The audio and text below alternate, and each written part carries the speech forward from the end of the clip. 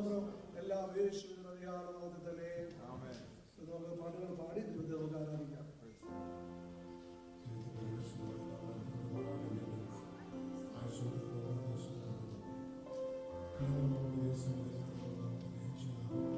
സകല ഉപകാരങ്ങളെ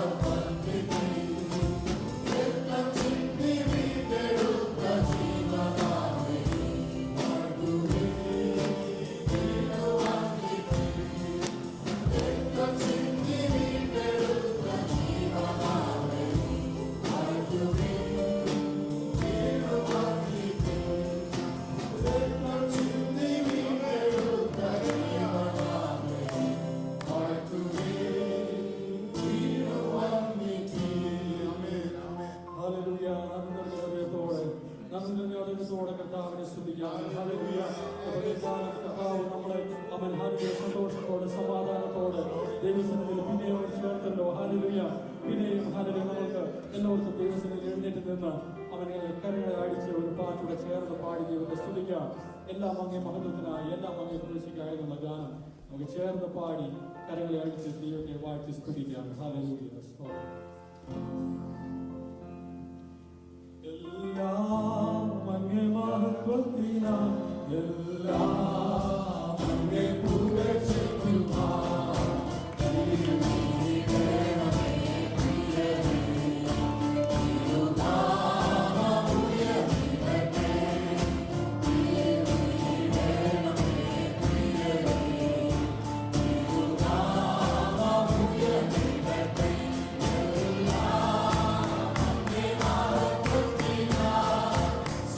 സ്നേഹത്തിലൂടെ എല്ലാം പാടുവാൻ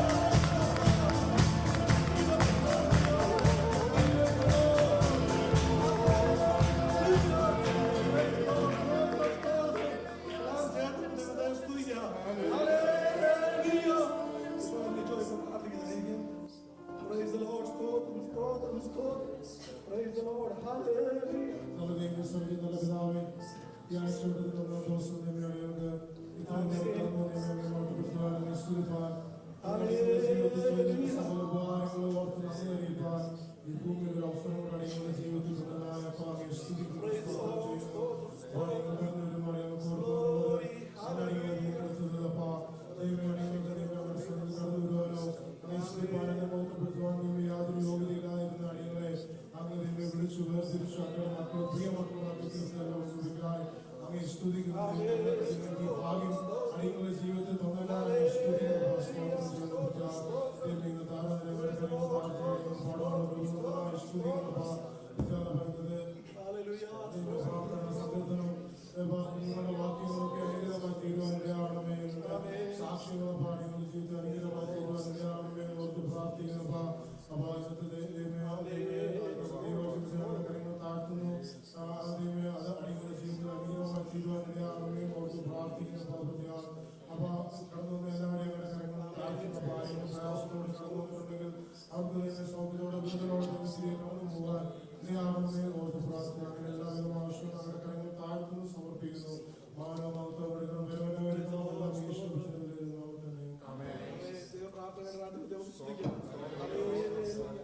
സമയം സംഘടിത ശുശ്രൂഷയ്ക്കായിട്ട് സമയത്തെ വേർതിരിക്കുന്നു. അതിനായിട്ട് റോയ് ബ്രദറിനെ ദൈവനാമത്തിൽ ക്ഷണിച്ചുകൊള്ളുന്നു.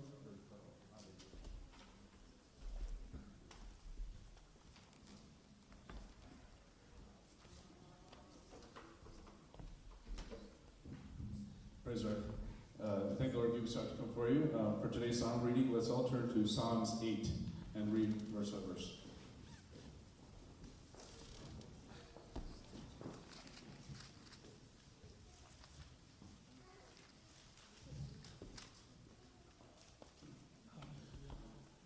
Lord, our Lord, how majestic is your name in all the earth.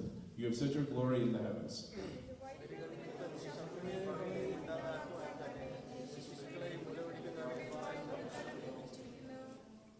When I consider your heavens, the work of your fingers, the moon and the stars which you have set in place.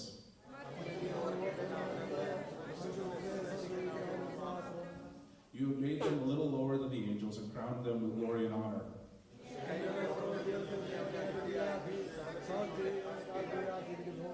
All flocks and herds and all the animals of the wild.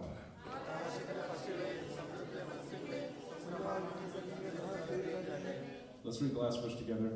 Lord, our Lord, how majestic is your name in all the earth. Let's pray. Now, Mr. God, let's take yourself to come before you. Thank you for all your ways, blessed, big, small, and done. Especially thank you for Sunday to gather together, God. Let's stand in your presence. Please just gather us. Let's thank you for this psalm you've given us, God. Please help us to learn from it and apply to our lives. Lord, for your plan, you will not give us, God. Bless remain in me, for your plan, you will not give us. Amen. As we can see from the heading of the psalm is actually a psalm written by David. It's one of 73 psalms that he's written in the book of Psalms. We can see even from the first two verses, David starts off talking about the Lord's majesty and his glory. He says, Lord, our Lord, how majestic is your name in all the earth. You have set your glory in the heavens. Through the praise of the children and infants, you have established a stronghold against your enemies to silence the foe and the avenger. Here, what's especially interesting is in verse 2. David is saying that through the praise of the children and infants, God will silence the foe and avenger. And in many ways, this verse became true in the New Testament, as we see in Matthew 21, verses 14 to 16. And I'll read that. The blind and the lame came to him in the temple, and he healed them. But the chief priests and the teachers of the law saw the wonderful things that he did, and the children shouting in the temple courts, Hosanna to the Son of David. And they were indignant. Do you hear what these children are saying? They asked him. Yes, Jesus. Just replied Jesus. Have you not read from the lips of children and infants, Lord, you, Lord, have called forth your praise? And so here he's actually referring back to this psalm in verse 2, where David wrote, and it became true again in the New Testament of Jesus' time. If we continue reading, we can see that he continues on in verses 3 through 5. He compares the works that also God has made. As we read, when I consider the heavens, the work of your fingers, the moon and the stars which you have set in place, what is mankind that you are mindful of him, and human beings that you care for him? You have made him a little lower than the angels and crowned him with glory and honor. What's amazing here is that even though David back then could not see the stars and truly how small we were, he wasn't able to comprehend back then. Today, if we actually look with modern technology, we can truly understand what these verses mean and how small we are.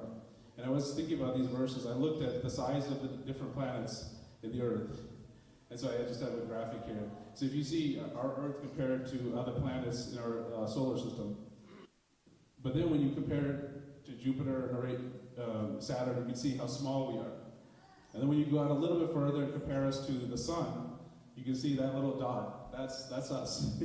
What's even more amazing is when you go even further out, you compare our sun to other suns in the galaxy. You can see, even on this image, you'd have to look through a microscope to find Earth.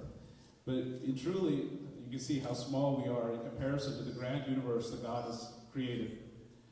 But even though we are this small, God cares for us. And that's what David is writing about here in these verses. Even though we're small, God cares for us and considers us, even though the work of His fingers. And when we continue reading, we can see that in verses 6 through 8, David is talking for the big sense of the universe and coming down and talking about the earth. Not only does God care for us in this grand universe, but He has also put everything under our feet. You have made them rulers of the work of your hands and put everything under their feet, all the flock and the herds and the animals of the wild, the birds of the sky, the fish of the sea, and all that swim in the paths. And so in everything, God has put us first, and He cares for us. And this last verse is especially truly amazing in the psalm. This last verse is actually a repeat of the first verse in the psalm. He repeats the same thing that he started off saying. He says, Lord, our Lord, how majestic is your name in all the earth. And I think the reason that he did this was to emphasize how majestic our God is. Even in this grand universe with all that He has created, He truly cares for us and puts us first. And even He cares for us and provides for us even to this day. And I pray that these verses will be a blessing and continue to pray for me and my family. Thank you.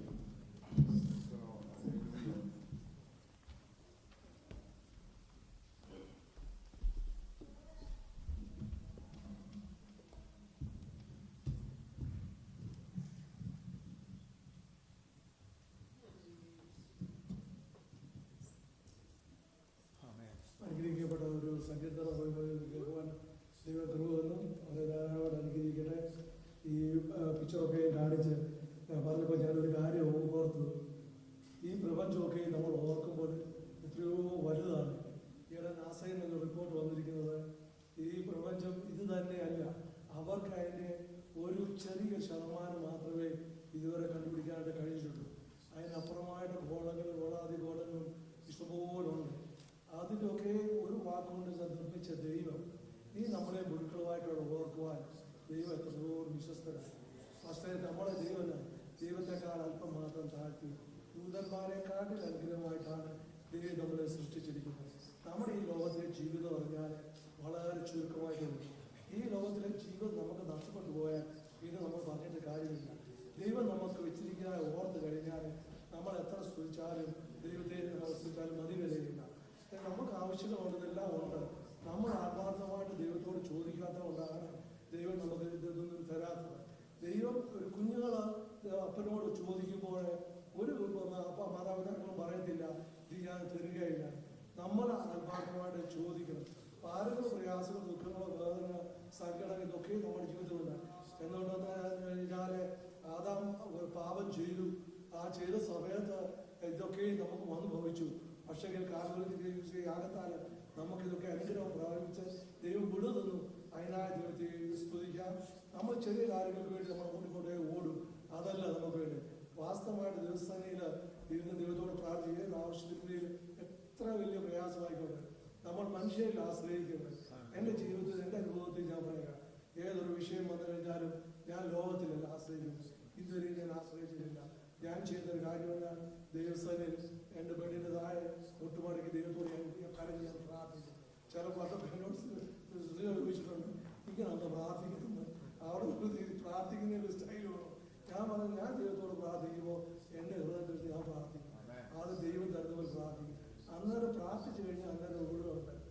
അതിനായ ദൈവത്തെ നമുക്ക് ഏതൊരു ആവശ്യം നമുക്ക് വരുമ്പോൾ ദൈവസേന ദൈവത്തോട് നമുക്ക് പ്രാർത്ഥിക്കാം. റോമനെ കുടുംബത്തെയും ദൈവം ധാരാളമായിട്ട് അനുഗ്രഹിക്കട്ടെ. നമുക്ക് അടുത്തതായിട്ട് ഇംഗ്ലീഷ് സോങ് പാടുവാനായിട്ട് കണക്റ്റിനെ വിളിക്കുന്നു. അതിനോടനുബന്ധിച്ച് തന്നെ കുഞ്ഞുങ്ങളും മെമ്മറി വേഴ്സസ് പറയാനായിട്ട് അവിടെയും മുന്നോട്ട് ക്ഷണിക്കുന്നു.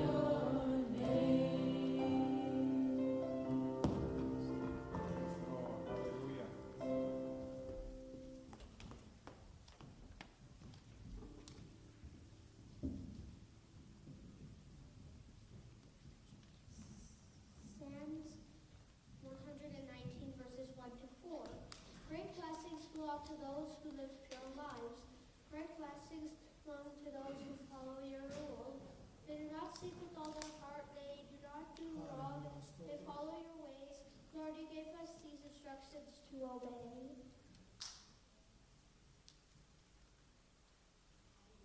Praise you, God,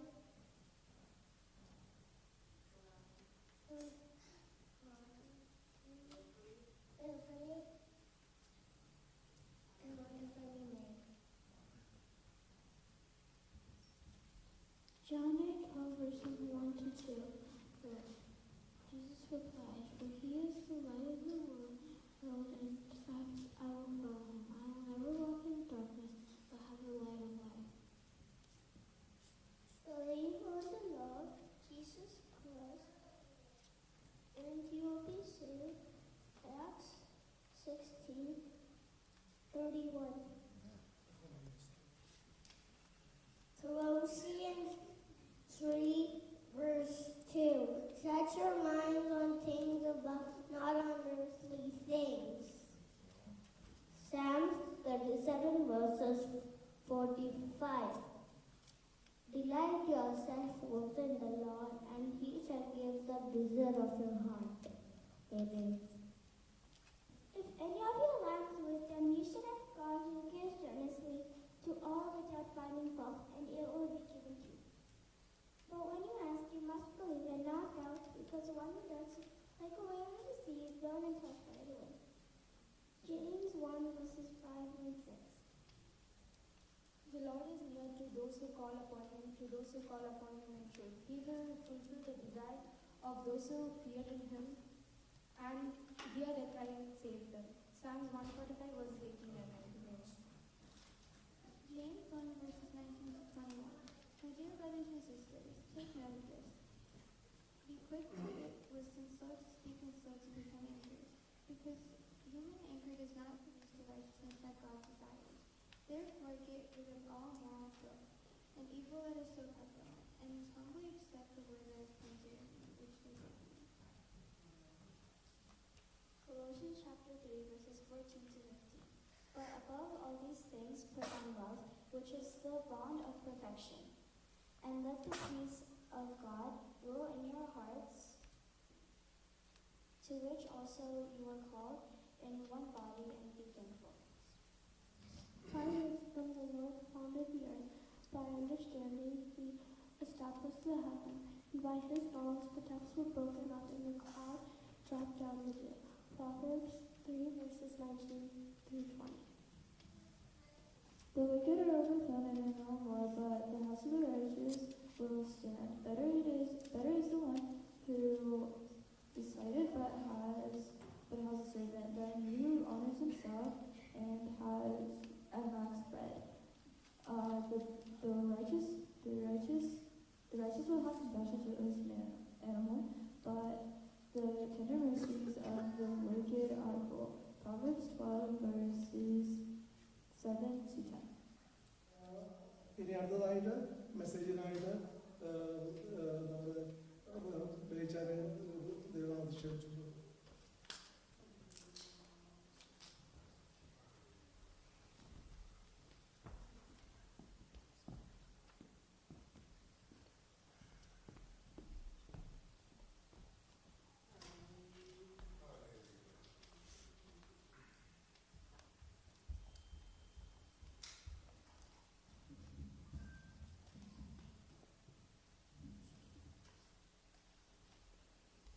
കർത്താവിൻ്റെ അതിപരിശുദ്ധ നാമം വാഴ്ത്തപ്പെടുമാറാകട്ടെ. ഈ ഞായറാഴ്ച പകൽക്കാലം നമുക്ക് ഒരുമിച്ച് ദൈവസന്നിധിയിലായിരിക്കാൻ ദൈവം തന്ന വലിയ കൃപയ്ക്കായി ദൈവത്തെ സ്തുതിക്കുന്നു. ഈ ആരാധനയുടെ പ്രാരംഭം മുതൽ ഇതുവരെയും ദൈവ സാന്നിധ്യം നമ്മുടെ മധ്യേ ഉണ്ടായി. തുടർന്നും ആ സാന്നിധ്യത്തിൻ്റെ മറവിൽ നമ്മെ ഇരുത്തേണ്ടതിനായി പ്രാർത്ഥനയോട് ദൈവസന്നിധിയിലായിരിക്കും. ഈ പുൽപ്പറ്റിൽ നിൽക്കുന്നത് ആരെന്നുള്ളതല്ല പ്രാധാന്യം, ഇവിടെ നിന്ന് പുറപ്പെടുന്ന ശബ്ദം ആരുടേത് എന്നുള്ളതാണ് അതിൻ്റെ പ്രാധാന്യം. കർത്താവിൻ്റെ നാമം മഹത്വപ്പെടുവാനാകട്ടെ. കർത്താവിൻ്റെ ദാസൻ കുടുംബമായി യാത്ര ചെയ്തു, സഭ പ്രാർത്ഥിച്ചയച്ചു, ക്ഷേമത്തോടെ അവർ കടന്നു ചെല്ലുവാനിടയായി. നിങ്ങളുടെ പ്രാർത്ഥനയ്ക്കെല്ലാം നന്ദി പറഞ്ഞ് കർത്താവിൻ്റെ ദാസൻ ദൈവസഭയോട് അറിയിക്കണമെന്ന് പറഞ്ഞിട്ടുണ്ട്. എല്ലാവരെയും ഓർത്ത് ദൈവത്തെ സ്തുതിക്കുന്നു. നിങ്ങളുടെ പ്രാർത്ഥനയ്ക്ക് നന്ദി പറയുന്നു. അവിടെ ആയിരിക്കുന്ന ദിവസങ്ങളൊക്കെ ക്ഷേമത്തോടെ ആയിരിക്കാൻ, ക്ഷേമത്തോടെ മടങ്ങി വരുവാൻ കർത്താവ് സഹായിക്കട്ടെ. അതിനായി പ്രാർത്ഥനയിൽ ചോദിക്കുന്നു. ഇന്നേ പകൽക്കാലം നാം ദൈവസന്നിധിയിൽ കടന്നു വന്നത് ദൈവത്തെ ആരാധിക്കാൻ, ആരാധനയ്ക്ക് യോഗ്യനായ കർത്താവിനെ ആരാധിച്ചു മടങ്ങിപ്പോകുമ്പോഴാണ് ഒരു ദൈവപൈതലിന്റെ ജീവിതത്തിൽ പൂർണ്ണതയുണ്ടാകുന്നത്. വെറുതെ ഇവിടെ വന്നിരുന്ന് കുറെ സമയം ചെലവഴിച്ചുകൊണ്ട് എന്തെങ്കിലുമൊക്കെ കാട്ടിക്കൂട്ടി ഇവിടെ ഇരുന്ന് ഇവിടെ ലീഡ് ചെയ്യുന്ന ദൈവദാസനെ കുറിച്ചോ, സങ്കീർത്തനം പറഞ്ഞ ആളിനെ കുറിച്ചോ, വാക്യം പറഞ്ഞ കുഞ്ഞുങ്ങളെ കുറിച്ചോ, ദൈവവചനം പറയുന്നവരെ കുറിച്ചോ ഒക്കെ ഒരു അഭിപ്രായമൊക്കെ അടിച്ച് ആ പ്രാർത്ഥനയെ കുറിച്ചോ എല്ലാം ഒക്കെ ഒന്ന് പറഞ്ഞ് ഇവിടുന്ന് പോകുമ്പോൾ അല്ലെ മറ്റുള്ളവരുടെ മുമ്പിൽ ചിലതൊക്കെ പറയുമ്പോൾ അവർ ചിരിക്കുകയും അവർ നമ്മളെ വലിയ ആൾക്കാരാക്കുകയും ഒക്കെ ചെയ്തേക്കാം. അപ്പം നമ്മൾ ഒന്നുകൂടെ ഒന്ന് വലുതാകും. എൻ്റെ ഒരു അമ്മാച്ചനുണ്ട്. എനിക്ക് രണ്ടമ്മാച്ചന്മാരായിരുന്നു. ഒരാൾ മരിച്ചു. ഇപ്പം സോനിയാവല സഭയുടെ സെക്രട്ടറിയാണ്. ഈ അമ്മാച്ചന് എന്നെക്കാട്ടിൽ ഒരു 6 വയസ്സിന് മൂത്തതാണ്. പക്ഷെ എന്നെക്കാട്ടിൽ ഒരു 25 വയസ്സിന് താഴെയാണ് പുള്ളിയുടെ സ്വഭാവം. എന്ന് പറഞ്ഞാൽ പൊട്ടച്ചൊല്ലും കളിവാക്കും പറയാൻ പുള്ളി എപ്പോഴും സമയം കണ്ടു. അത് ദൈവസമയമെന്നില്ല, എല്ലായിടത്തുമില്ല. അതുകൊണ്ട് എന്താ പ്രശ്നമെന്ന് ചോദിച്ചാൽ ഈ പുള്ളിയെ കാണുമ്പോൾ പിള്ളേർ ചിരിക്കും. പുള്ളി എന്തെങ്കിലും പറയാൻ വാ തുറക്കുന്നതിന് മുമ്പ് അവിടെ ചിരി തുടങ്ങും. ഈ അവസ്ഥ ദൈവമക്കൾക്കുണ്ടാകും. ദൈവസന്നിധിയിൽ ഗൗരവത്തോടെ വന്നിരുന്ന് ദൈവത്തെ ആരാധിക്കണം. ഞാൻ ആരാണെന്നുള്ള ബോധം നമുക്കുണ്ടാകണം. എങ്ങനെയാണ് ഞാൻ ഇവിടെ വന്നതെന്നുള്ള ബോധം ഉണ്ടാകണം. ഇതില്ലാതെ ദൈവസന്നിധിയിൽ ഇരിക്കരുത്. ഇന്നത്തെ നമ്മുടെ അല്പസമയത്തെ ചിന്തയ്ക്കായി നമുക്കൊരു വാക്യം വായിക്കാം. മത്തായി സുവിശേഷം 24-ാം അധ്യായം അതിന്റെ 1-2 വാക്യം.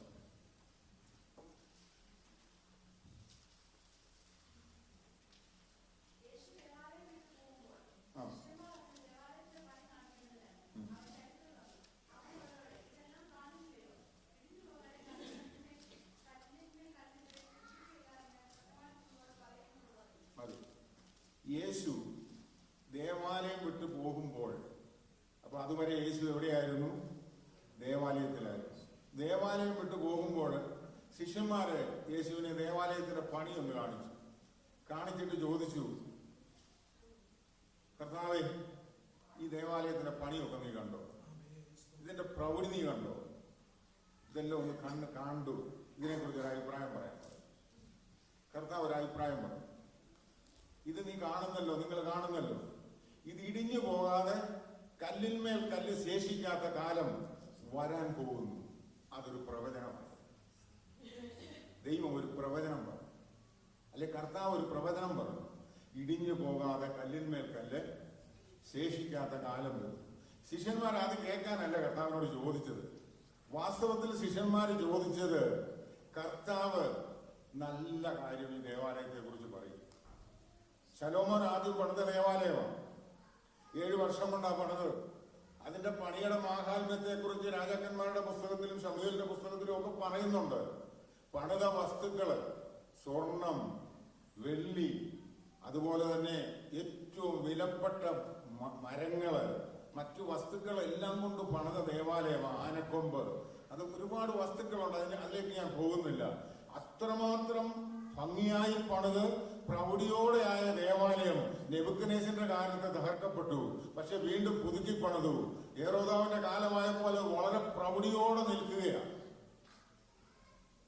ഈ പ്രൗഢിയോടെ നിൽക്കുന്ന ദേവാലയത്തെ നോക്കിക്കൊണ്ട് അതുവരെ ഈ ശിഷ്യന്മാര് യേശുവിനോട് കൂടെ ഉണ്ടായിരുന്നു. എത്രയോ ആവർത്തി ഈ ദേവാലയത്തിൽ വന്ന് പ്രസംഗിച്ചതാ, എത്രയോ ആവർത്തി ഈ ദേവാലയത്തെ കണ്ടതാ. അന്നേരം ഒന്നും ഇവർ ചോദിച്ചില്ലല്ലോ ഈ ദേവാലയത്തിന്റെ പണിയെക്കുറിച്ചോ ഇതിന്റെ മാഹാത്മ്യത്തെ കുറിച്ചോ. ഇതിനൊരു കാരണമുണ്ട്. ആ കാരണം നമുക്ക് പറയാം. ഇനി രണ്ടാമതൊരു കാര്യം, മത്തായി സുവിശേഷം 16-ാം അധ്യായം അതിന്റെ 18-ഉം 19-ഉം വാക്യം. മത്തായി സുവിശേഷം 16-ാം അധ്യായം അതിന്റെ 18-ഉം 19-ഉം വാക്യം ഒന്ന് വായിച്ചാട്ടെ. മത്തായി സുവിശേഷം 16, 18, 19.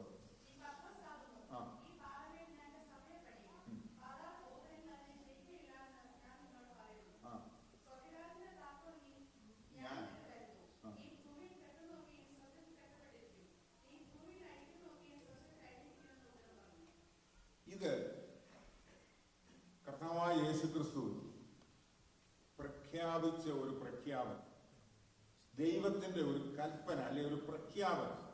ഒന്ന് പ്രവചനവും ഒന്ന് പ്രഖ്യാപനവും. ഇതിന്റെ രണ്ടിന്റെ വ്യത്യാസം നമ്മൾ മനസ്സിലാക്കും. യേശുക്രിസ്തു ഇത് പറയുമ്പോൾ ശിഷ്യന്മാരോട് യേശുക്രിസ്തു ചോദിക്കുന്നുണ്ട് ആ അധ്യായത്തിൽ തന്നെ, നിങ്ങൾ എന്നെ ആരെന്ന് പറയും? കർത്താവായ യേശുക്രിസ്തു തന്റെ പരസ്യ ശുശ്രൂഷ തുടങ്ങി, ശിഷ്യന്മാരെ തിരഞ്ഞെടുത്തു, ശുശ്രൂഷകൾ ചെയ്യുന്നു, സ്വർഗരാജ്യത്തെ കുറിച്ച് സുവിശേഷം അറിയിച്ചുകൊണ്ടിരിക്കുന്നു, രോഗികളെ സൗഖ്യമാക്കി. ഇതെല്ലാം ചെയ്തുകൊണ്ടിരിക്കുമ്പോൾ ശിഷ്യന്മാരോട് പലരും പല അഭിപ്രായമാണ് പറയുന്നത്. ശാസ്ത്രിമാര്, പരീശന്മാര്, യഹൂദ ജനങ്ങള്, പുരോഹിതന്മാരൊക്കെ യേശുക്രിസ്തുവിനെ കുറിച്ച് പല അഭിപ്രായങ്ങൾ പറയുന്നുണ്ട്. ഈ അഭിപ്രായങ്ങളൊക്കെ പുരുഷാരത്തിന്റെ ഇടയിൽ നിന്ന് കേട്ട കർത്താവ് ശിഷ്യന്മാരെ വിളിച്ചൊരിടത്ത് നിർത്തിയിട്ട് ചോദിക്കുകയാണ്, നിങ്ങൾ എന്നെ ആരെന്നാ ചിന്തിക്കുന്നത്? എന്നെ കുറിച്ച് നിങ്ങൾ എന്താ പറയുന്നത്? പത്രോസ് പറഞ്ഞു, നീ ജീവനുള്ള ദൈവത്തിന്റെ പുത്രനായ ക്രിസ്തുവാണ്. പത്രോസിന് അത് പറയുവാനുള്ള ബോധം എവിടുന്ന് കിട്ടി? അത് കർത്താവ് തന്നെ പറയുന്നുണ്ട്, പത്രോസേ, ഇത് നീ പറഞ്ഞത് നീ സ്വയമായിട്ട് പറഞ്ഞതല്ല, സ്വർഗസ്ഥനായ എന്റെ പിതാവ് നിനക്ക് വെളിപ്പെടുത്തി തന്നതാ. ചില വെളിപ്പാടുകള് ദൈവമക്കൾക്ക് നൽകുന്ന ദൈവത്തിന്റെ കരുണയ്ക്കായി ഞാൻ ദൈവത്തെ സ്തുതിക്കുന്നു. പത്രോസിനോട് പറയുകയാണ്, ഇത് നിനക്ക് വെളിപ്പെടുത്തി തന്ന ഒരു ദൈവമുണ്ട്. ഇനി ഞാൻ നിന്നോടൊരു കാര്യം പറയാം. അതുകൊണ്ടാ പത്രോസിനോട്, പത്രോസേ, നിന്നോട് ഞാനൊരു കാര്യം പറയാം. നീ പത്രോസാ. പത്രോസിനോട് ദൈവം പറഞ്ഞ കാര്യമാ. ഒരു വെളിപ്പാട് പത്രോസ് പറഞ്ഞു, നീ ദൈവപുത്രനാണ് എന്ന് ദൈവം വെളിപ്പെടുത്തി കൊടുക്കുമ്പോൾ കർത്താവ് അവിടെ ഒരു പ്രഖ്യാപനം നടത്തുന്നത് പത്രോസിനോട് പറയുക. മറ്റു ശിഷ്യന്മാർ അണിയേറിക്കൊണ്ട് അവിടെ പറയുന്ന, പത്രോസേ, നീ പത്രോസ് ആകുന്നു എന്ന് പറഞ്ഞാൽ, പത്രോസേ, നിന്നോട് ഞാനൊരു കാര്യം പറയാം. ഈ പാറമേൽ ഞാൻ എന്റെ സഭയെ പണിയും, പാതാള ഗോപുരങ്ങൾ അതിനെ ജയിക്കുകയില്ല. ഇതൊരു പ്രഖ്യാപനം. ഒന്ന്, അക്ഷരീകമായി നിലനിൽക്കുന്ന ഒരു ദേവാലയം ശിഷ്യന്മാരുടെ മുമ്പിൽ നിൽക്കുമ്പോൾ അതിന്റെ പണികൾ മുഴുവൻ അവർ കണ്ട് ആ പണികളെ കുറിച്ച് പ്രഖ്യാപിക്കുന്ന അല്ലെ അതിനെക്കുറിച്ച് പറയുമ്പോൾ, മറ്റൊന്ന്, അതുവരെ ഇല്ലാതിരുന്ന ഒരു കാര്യത്തെക്കുറിച്ച്, അതുവരെ കണ്ടിട്ടില്ലാത്ത ഒരു കാര്യത്തെക്കുറിച്ച് കർത്താവ് ഒരു പ്രഖ്യാപനം നടത്തുകയാണ്. പത്രോസ്, നീ പത്രോസാണ്, ഈ പാറമേൽ ഞാൻ എന്റെ സഭയെ പണിയും, പാതാള ഗോപുരങ്ങൾ അതിനെ ജയിക്കുകയില്ല. ക്രിസ്തീയ കോളത്തിൽ നിന്ന് ഏറ്റവും തർക്ക വിഷയമായിട്ടുള്ളതും ദുരുപദേശത്തിന് അടിമപ്പെട്ടതുമായ ഒരു വാക്യമായിട്ട്, പത്രോസ് പാറയാണെന്നും പത്രോസിന്റെ മേൽ ആ സഭ പണിത് ഇന്നും പണിത് വെച്ചേക്കുന്ന ആൾക്കാരുണ്ട്. പത്രോസിന്റെ മേൽ പണിത സഭയല്ല ഇവിടെ പറയുന്നത്. ഈ പാറമേൽ സ്വർഗത്തിലെ ദൈവം പറയാ, ഞാൻ എന്റെ സഭയെ പണിയും. ഈ ഞാനാണ്. നമുക്കറിയാം, ഏദൻ തോട്ടത്തിൽ ഒരു സൃഷ്ടിപ്പ് നടന്നു, അല്ലെ ദൈവം ഭൂമിയെ എടുത്തു കഴിഞ്ഞപ്പോൾ ഒരു സൃഷ്ടിപ്പ് നടത്തി. നാം നമ്മുടെ സ്വരൂപപ്രകാരവും സാദൃശ്യപ്രകാരവും ഉൽപ്പത്തി പുസ്തകം 1-ാം അധ്യായത്തിൽ പറയും, മനുഷ്യനെ ഉണ്ടാക്കുക. നാം പിതാവ്, പുത്ര, പരിശുദ്ധാത്മാവ്, ത്രിയേക ദൈവം അവിടെ സൃഷ്ടിപ്പിൽ മനുഷ്യനെ സൃഷ്ടിക്കുന്നു. എന്തിനാ മനുഷ്യനെ സൃഷ്ടിച്ചത്? മനുഷ്യനെ സൃഷ്ടിച്ചത് കൂട്ടായ്മ ആചരിക്കാനാണ്. ദൈവത്തോടൊപ്പം കൂട്ടായ്മ ആചരിച്ച് ദൈവത്തോടൊപ്പം വസിച്ച് ദൈവത്തിൽ നിന്നുള്ള നന്മകൾ അനുഭവിപ്പാൻ. ഒരു സൃഷ്ടിയെ ദൈവം അതുപോലെ സൃഷ്ടിച്ചില്ല. ദൂതന്മാരെ സൃഷ്ടിച്ചത് സേവകാത്മാക്കളായില്ല. മറ്റ് സകല സൃഷ്ടികളും ദൈവ പരിധിയിലാണ് സൃഷ്ടിച്ചത്. മനുഷ്യനെ മാത്രമേ ദൈവം സൃഷ്ടിച്ചുള്ളൂ. തന്റെ സാദൃശ്യപ്രകാരവും സ്വരൂപപ്രകാരവും. നാം നമ്മുടെ സാദൃശ്യപ്രകാരം എന്ന് പറഞ്ഞാൽ പിതൃപുത്ര പരിശുദ്ധാത്മാവ് ഏകദൈവമായ കർത്താവ് ഒരുമിച്ച് സൃഷ്ടിച്ചാക്കിയത് എന്തിനാണെന്ന് ചോദിച്ചാൽ, ദൈവത്തിനോടൊപ്പം കൂട്ടായ്മ ആചരിപ്പാൻ, ദൈവത്തോടൊപ്പം വസിപ്പാൻ, ആ നന്മകൾ മുഴുവൻ അനുഭവിപ്പാൻ. അതായത് കർത്താവിന്റെ റോയി സങ്കീർത്തനം വായിച്ചപ്പോൾ പറഞ്ഞത്, നീ ദൈവത്തെക്കാൾ അല്പം മാത്രം താഴ്ത്തി തേജസ്സും ബഹുമാനവും അണിയിച്ച് സൃഷ്ടിക്കപ്പെട്ട ഒരൊറ്റ സൃഷ്ടിയേ ഉള്ളൂ, അത് മനുഷ്യനാ, ഞാനും നിങ്ങളുമാണെന്നുള്ളത് മറന്നു പോകരുത്. നമ്മെ സൃഷ്ടിച്ചത് പൂർണ്ണ സ്വാതന്ത്ര്യത്തോടാണ്.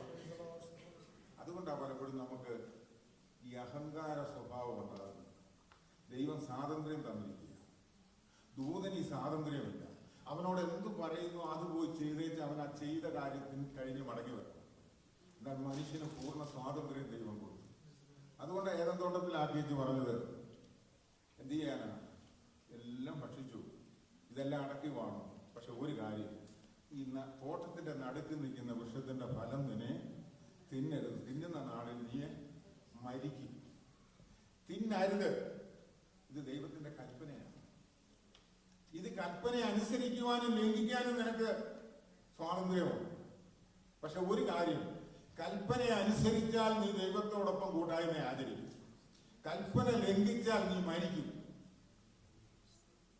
നീയും ഞാനുമായിട്ട് പിന്നെ ഇതില്ല, കൂട്ടായ്മയില്ല. അവിടെ ലംഘനം നടന്നു, കൂട്ടായ്മ. അപ്പൊ ഒന്നാമത് ദൈവസന്നിധിയിൽ നിന്ന് അകന്നു പോയത് മനുഷ്യൻ ദൈവവുമായിട്ടുള്ള കൂട്ടായ്മയിൽ നിന്ന്. അതിന് പിശാചിനെയൊക്കെ കുറ്റം പറയുന്നുണ്ട്. നമ്മെ ഈ കൂട്ടായ്മയിലേക്ക് നമ്മെ വിളിച്ച ദൈവത്തിന് എന്ത് ചെയ്യണം? സ്തോത്രം ചെയ്യണം.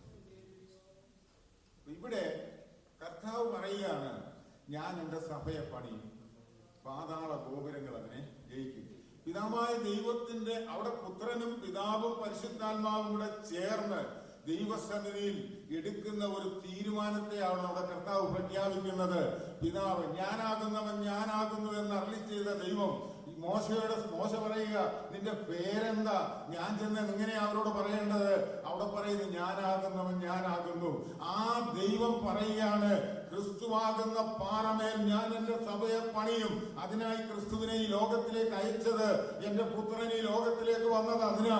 ഈ പാറമേൽ ഞാൻ എന്റെ സഭയെ പണിയും, പാതാള ഗോപുരങ്ങൾ അതിനെ ജയിക്കയില്ല എന്ന് അടിവരയിട്ട് പ്രഖ്യാപിച്ച ദൈവത്തിന്റെ വചനം അത് മാറ്റമില്ലാത്ത വചനമാ. സഭ പണിയപ്പെടുന്നത് കർത്താവായ യേശു ക്രിസ്തുവിലാണെങ്കിൽ ആ പണിയുന്നത് പരിശുദ്ധാത്മാവാണ്. ആ പണിയുന്ന സഭയെ തോൽപ്പിക്കുവാനോ തകർക്കുവാനോ ഇല്ലാതെയാക്കുവാനോ ഈ ലോകത്തിലെ ഒരു ശക്തിക്കും സാധ്യമല്ല. അത് ആ പാതാള ഗോപുരങ്ങൾ അതിനെ ജയിക്കയില്ല എന്ന് പറഞ്ഞാൽ അതിനെ ജയിക്കയില്ല.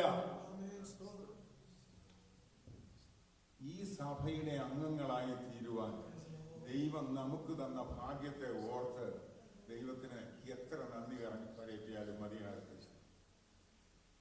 ഈ ആ പ്രവചനത്തിലേക്ക് നമുക്കൊന്ന് പോവാം. കർത്താവായ യേശു ക്രിസ്തു ഈ പ്രവചനം പറയാൻ കാരണം എന്താ? ശിഷ്യന്മാർ യേശുവിനോട് ചോദിച്ചത്, ഈ ദേവാലയത്തിന്റെ പണി കണ്ടോ? ഇതിൽ കാരണമാണ്, ശിഷ്യന്മാർ ചോദിക്കാനുള്ള കാരണമാണ്, അവർ ഇതുവരെയും കണ്ടുവന്നതും കേട്ടുവന്നതും അതിന്റെ ഒരു ക്രോഡീകരണം അവരവിടെ ഉണ്ടാക്കുകയാണ്. അവർ കണ്ടുവന്നത്, അവരെ ആദ്യമേ കർത്താവ് പറഞ്ഞു, 12 പേരെ തിരഞ്ഞെടുത്തു, നിങ്ങൾ ഇസ്രായേൽ ഗോത്രം 12നെയും എന്ത് ചെയ്യും? ന്യായം വിധിക്കും. 12 സിംഹാസനം നിങ്ങൾക്കുണ്ട്. അവർക്ക് സന്തോഷമായി. അത് കഴിഞ്ഞ് ഇങ്ങോട്ട് വന്നു കഴിഞ്ഞപ്പോൾ ശിമോൻ പത്രോസ് കേൾക്കുന്നു, ഈ പാറമേൽ ഞാൻ എൻ്റെ സഭയെ പണിയും. ക്രിസ്തുവാകുന്ന പാറമേൽ സഭ പണിയപ്പെടും. ആ പണിയപ്പെടുന്ന സഭ അനുഗ്രഹമായിരിക്കും. ഒരു ശക്തിക്കും അതിനെ തോൽപ്പിക്കാൻ കഴിയത്തില്ല. ഇതവർ കേട്ടതാ. ഇങ്ങനെ ഓരോ സംഭവങ്ങളും അവർ കേട്ടപ്പോൾ അവരുടെ മനസ്സിലൊരു ചിന്തയുണ്ട്, ശിഷ്യന്മാരുടെ മനസ്സിലൊരു ചിന്തയുണ്ട്. ഈ ദേവാലയത്തെ കുറിച്ച് ഈ ദൈവം എന്താ പറയാൻ പോകുന്നത്? ഈ ദേവാലയം ഈ ഭൂമിയിൽ ദൈവം സ്ഥാപിച്ചു എന്ന് യഹൂദൻ വിശ്വസിക്കുമ്പോൾ ഇതിന്റെ പണികളും കണ്ട് ഇതിന്റെ പ്രവൃത്തിയും ഒക്കെ കണ്ടിട്ട് ഈ 23-ാം അധ്യായത്തില് പരീശന്മാരെയും ശാസ്ത്രിമാരെയും പുരോഹിതന്മാരെയും ഒക്കെ അയ്യോ കഷ്ടമെന്ന് പറഞ്ഞ് അവരെ കുറിച്ച് ദൈവം വലിയ കാര്യങ്ങൾ പറയുമ്പോൾ ഇതൊക്കെ പറഞ്ഞത് ഇവർ കേട്ടതാ.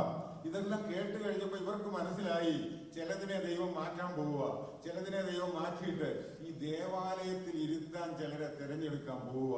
അത് ഞങ്ങളിൽ ചിലരായിരിക്കുമെന്നുള്ള ചിന്ത ഇവരുടെ ഉള്ളിലുണ്ട്. കാരണം അവർ നേരത്തെ പോയി ചോദിച്ചതാ, ഞങ്ങളിൽ ആരാ വലിയവനെന്ന്, ഞങ്ങളിൽ ആരാ വലിയവനെന്നുള്ള ചിന്ത അവരുടെ മനസ്സിൽ വന്നതാ. എന്ന് പറഞ്ഞാൽ മഹാപുരോഹിതൻ പത്രോസ് ആയിരിക്കുമോ, അതോ യോഹന്നാൻ ആയിരിക്കുമോ, ഇനി ദേവാലയത്തിലെ ഓരോ കാര്യങ്ങൾക്ക് വേണ്ടി ഞങ്ങളെയൊക്കെ തിരഞ്ഞെടുക്കുമോ? ഇതൊക്കെ കർത്താവ് പറയുമെന്നുള്ളതായിരുന്നു ഇവരുടെ ആഗ്രഹം. ഇവരങ്ങനെ ചിന്തിച്ചാൽ ചെന്നത് കാരണമുണ്ട്. കർത്താവ് ദേവാലയത്തിലേക്ക് കടന്നു വരുമ്പോൾ ഒരിക്കൽ കണ്ടതാ, ചമ്മട്ടി എടുത്ത് ദേവാലയത്തിൽ വിൽക്കുന്നവരെയും വാങ്ങുന്നവരെയും ഒക്കെ അടിച്ച് പുറത്താക്കിയിട്ട് കർത്താവ് ഒരു കാര്യം പറഞ്ഞു, ഇതെന്റെ ആലയമാ, ഈ ആലയം പ്രാർത്ഥനാലയമാ, ഇത് ജാതികൾക്ക് പ്രാർത്ഥിക്കുവാനുള്ള സ്ഥലമാ, ഇതിനെ നിങ്ങൾ കള്ളന്മാരുടെ ഗുഹയാക്കി തീർത്തു എന്ന് പറഞ്ഞപ്പോൾ ഇതൊക്കെ കേട്ടേച്ച് അവർ വരുന്നത്. അപ്പൊ അവർക്കൊരു ചിന്ത വന്നു, ഈ ദേവാലയത്തെ കുറിച്ച് ദൈവത്തിനൊരു വലിയ കണക്കുകൂടലുണ്ട്. കാരണം ഇത് പണിതിരിക്കുന്നത് അതിവിശുദ്ധ സ്ഥലവും വിശുദ്ധ സ്ഥലവും പ്രാകാരവും അതിന്റെ അപ്പുറത്ത് ജാതികളുടെ പ്രാകാരവുമായി സൃഷ്ടിക്കപ്പെട്ടതാണ്. യഹൂദന്റെ ഭക്തി മൂത്ത് കഴിഞ്ഞപ്പോൾ അവൻ എന്ത് ചെയ്തു?